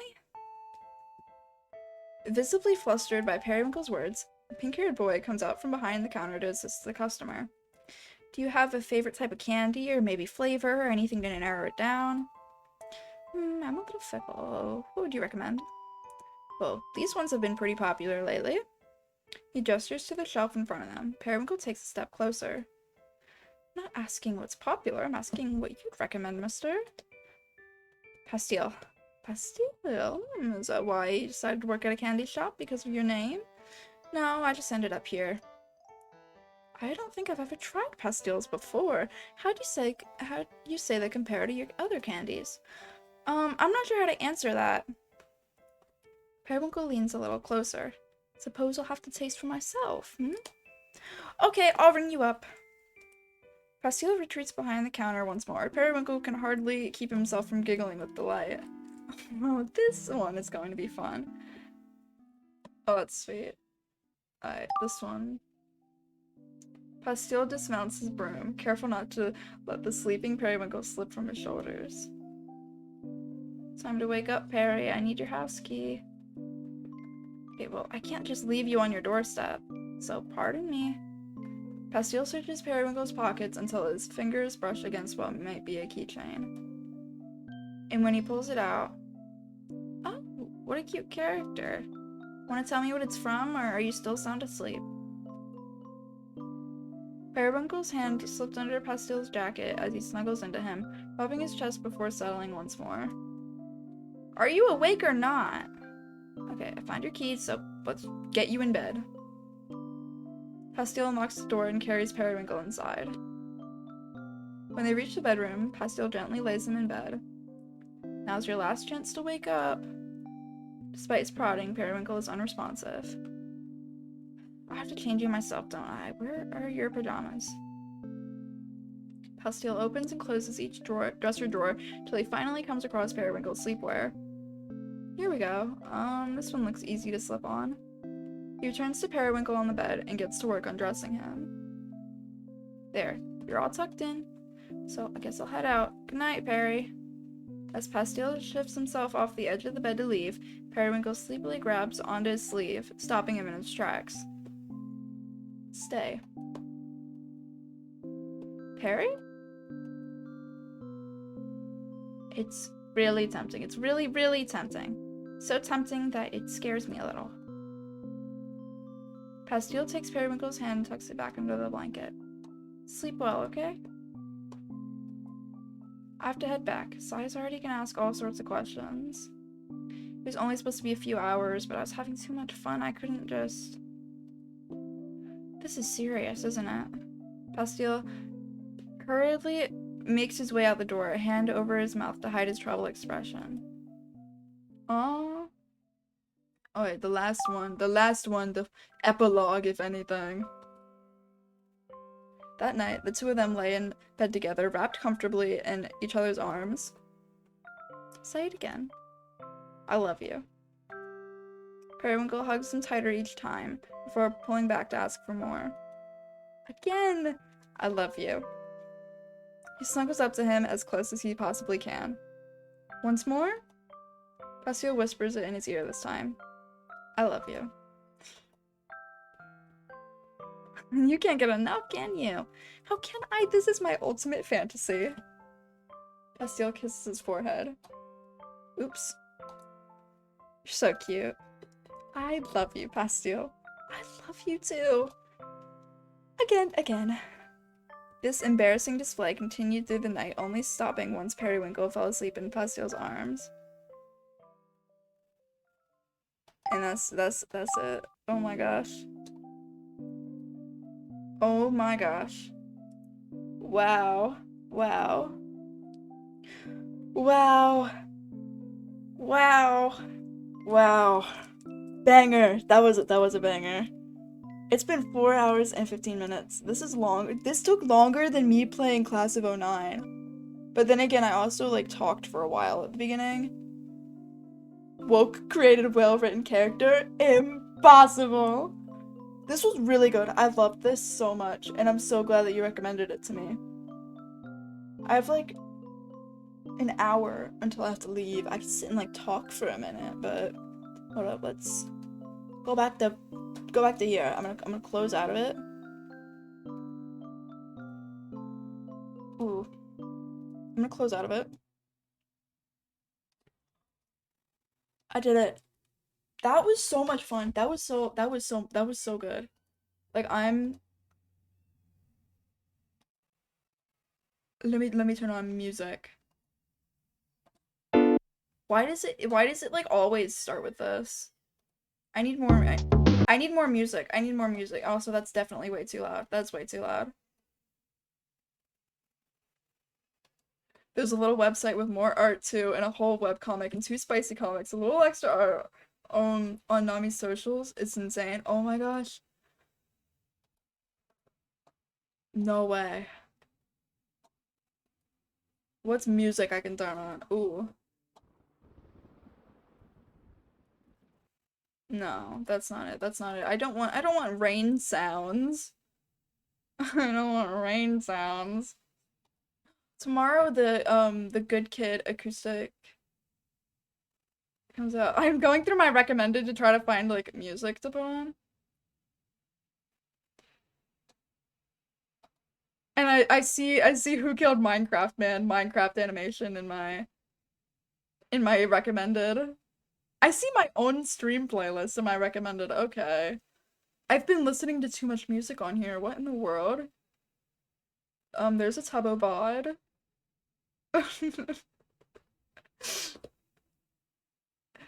Um, oh, that's just pure clickbait. There's a video in my recommended titled Tommy reveals that Ludwig and Cutie Cinderella are dating. That's like saying you can find the silverware in the fork drawer. You can find the fork in the silverware drawer. Okay. Okay. Ooh, James Marriott grapes.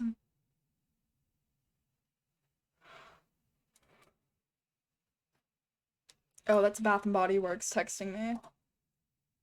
Hmm.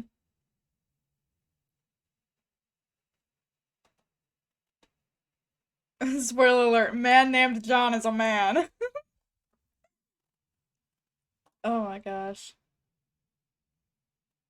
My recommended is so awful. There's going on a date on stream seriously with Average Harry. What is my recommended?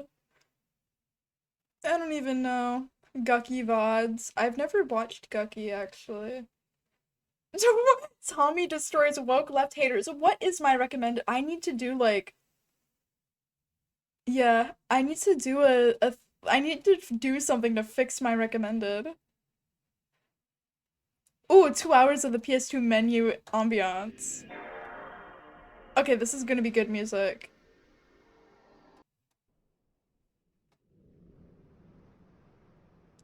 Yeah. Or no, Nintendo system music. Oh, this is a banger. This is good. This is good. Alive but bi-curious? What does that mean? What does that mean? What does alive but bi-curious mean? My freaking hand from my freaking mouse.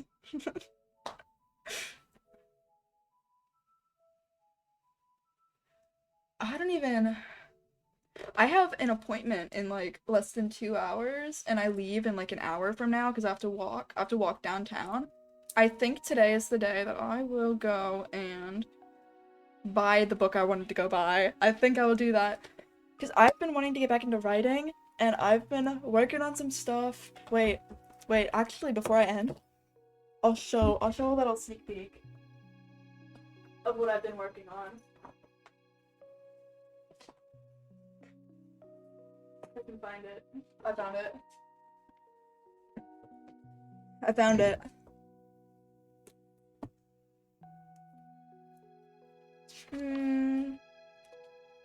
DMs. Oh, alive. Wait, but what about the bi-curious? What is that? What is the bi-curious for?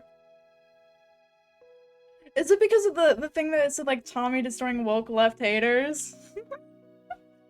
But anyways, these are little drawings I did. This is from my math class. It's not even gonna focus properly. Art. This is my notebook I wrote like everything in. There's a little more somewhere.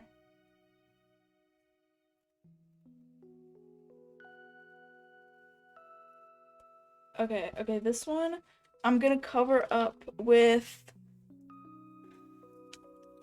because this is like personal, unrelated stuff. I'm covering it up with the Lego guide. I was working on some little character stuff. I also did this during my English class. This was unrelated, but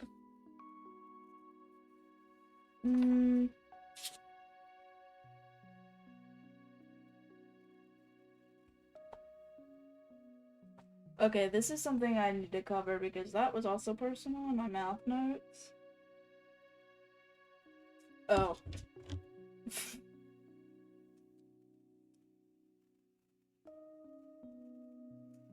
That was personal stuff, I think. That was something somebody said.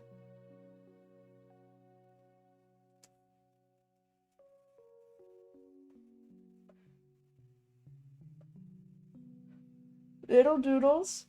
I'm trying to make a new freaking Minecraft skin and other stuff. But I feel like I have like notes about it somewhere.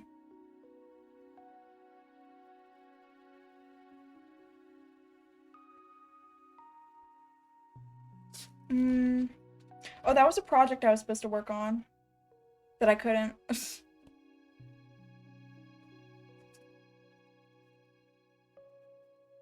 Oh, this was an unfinished sketch. Cause then my class ended, so I had to go to a different class. Also, that was page 180. So many art. I actually don't draw that much in here. Most of it is writing.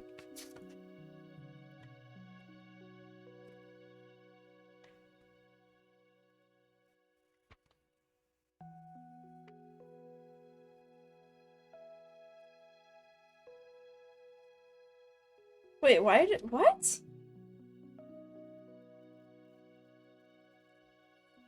Was I?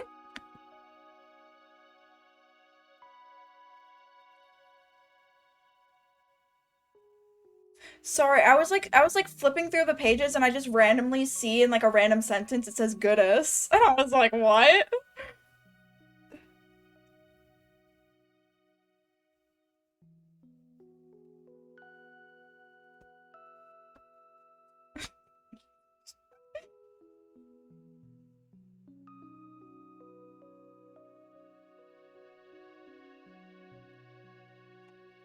Sorry guys, I was talking about how Peak 2 dropped, I guess.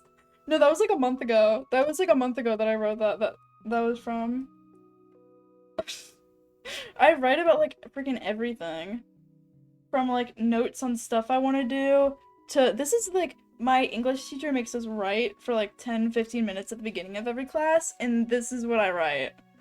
This is what I write in, so. Okay guys, today I'll write about how Peak 2 dropped last night. You damn silly animation. Ooh, that's so cute. Alright, I'm gonna end though so I can start getting ready for my appointment. Which will be fun to walk for. And today I will remember to bring my money so I can go buy books. Yeah. I'll go to end though. Hopefully American healthcare. Yeah. Hopefully next time I won't be flipping through my notebook and just randomly see the word, like just see goodness on a page. Bye bye. This was almost 4.5 hours. Wow. Yeah. Bye bye. I'm gonna probably, hopefully because it crashed earlier, hopefully I won't have, like I can upload it as one. Hopefully though, I don't know. Bye bye.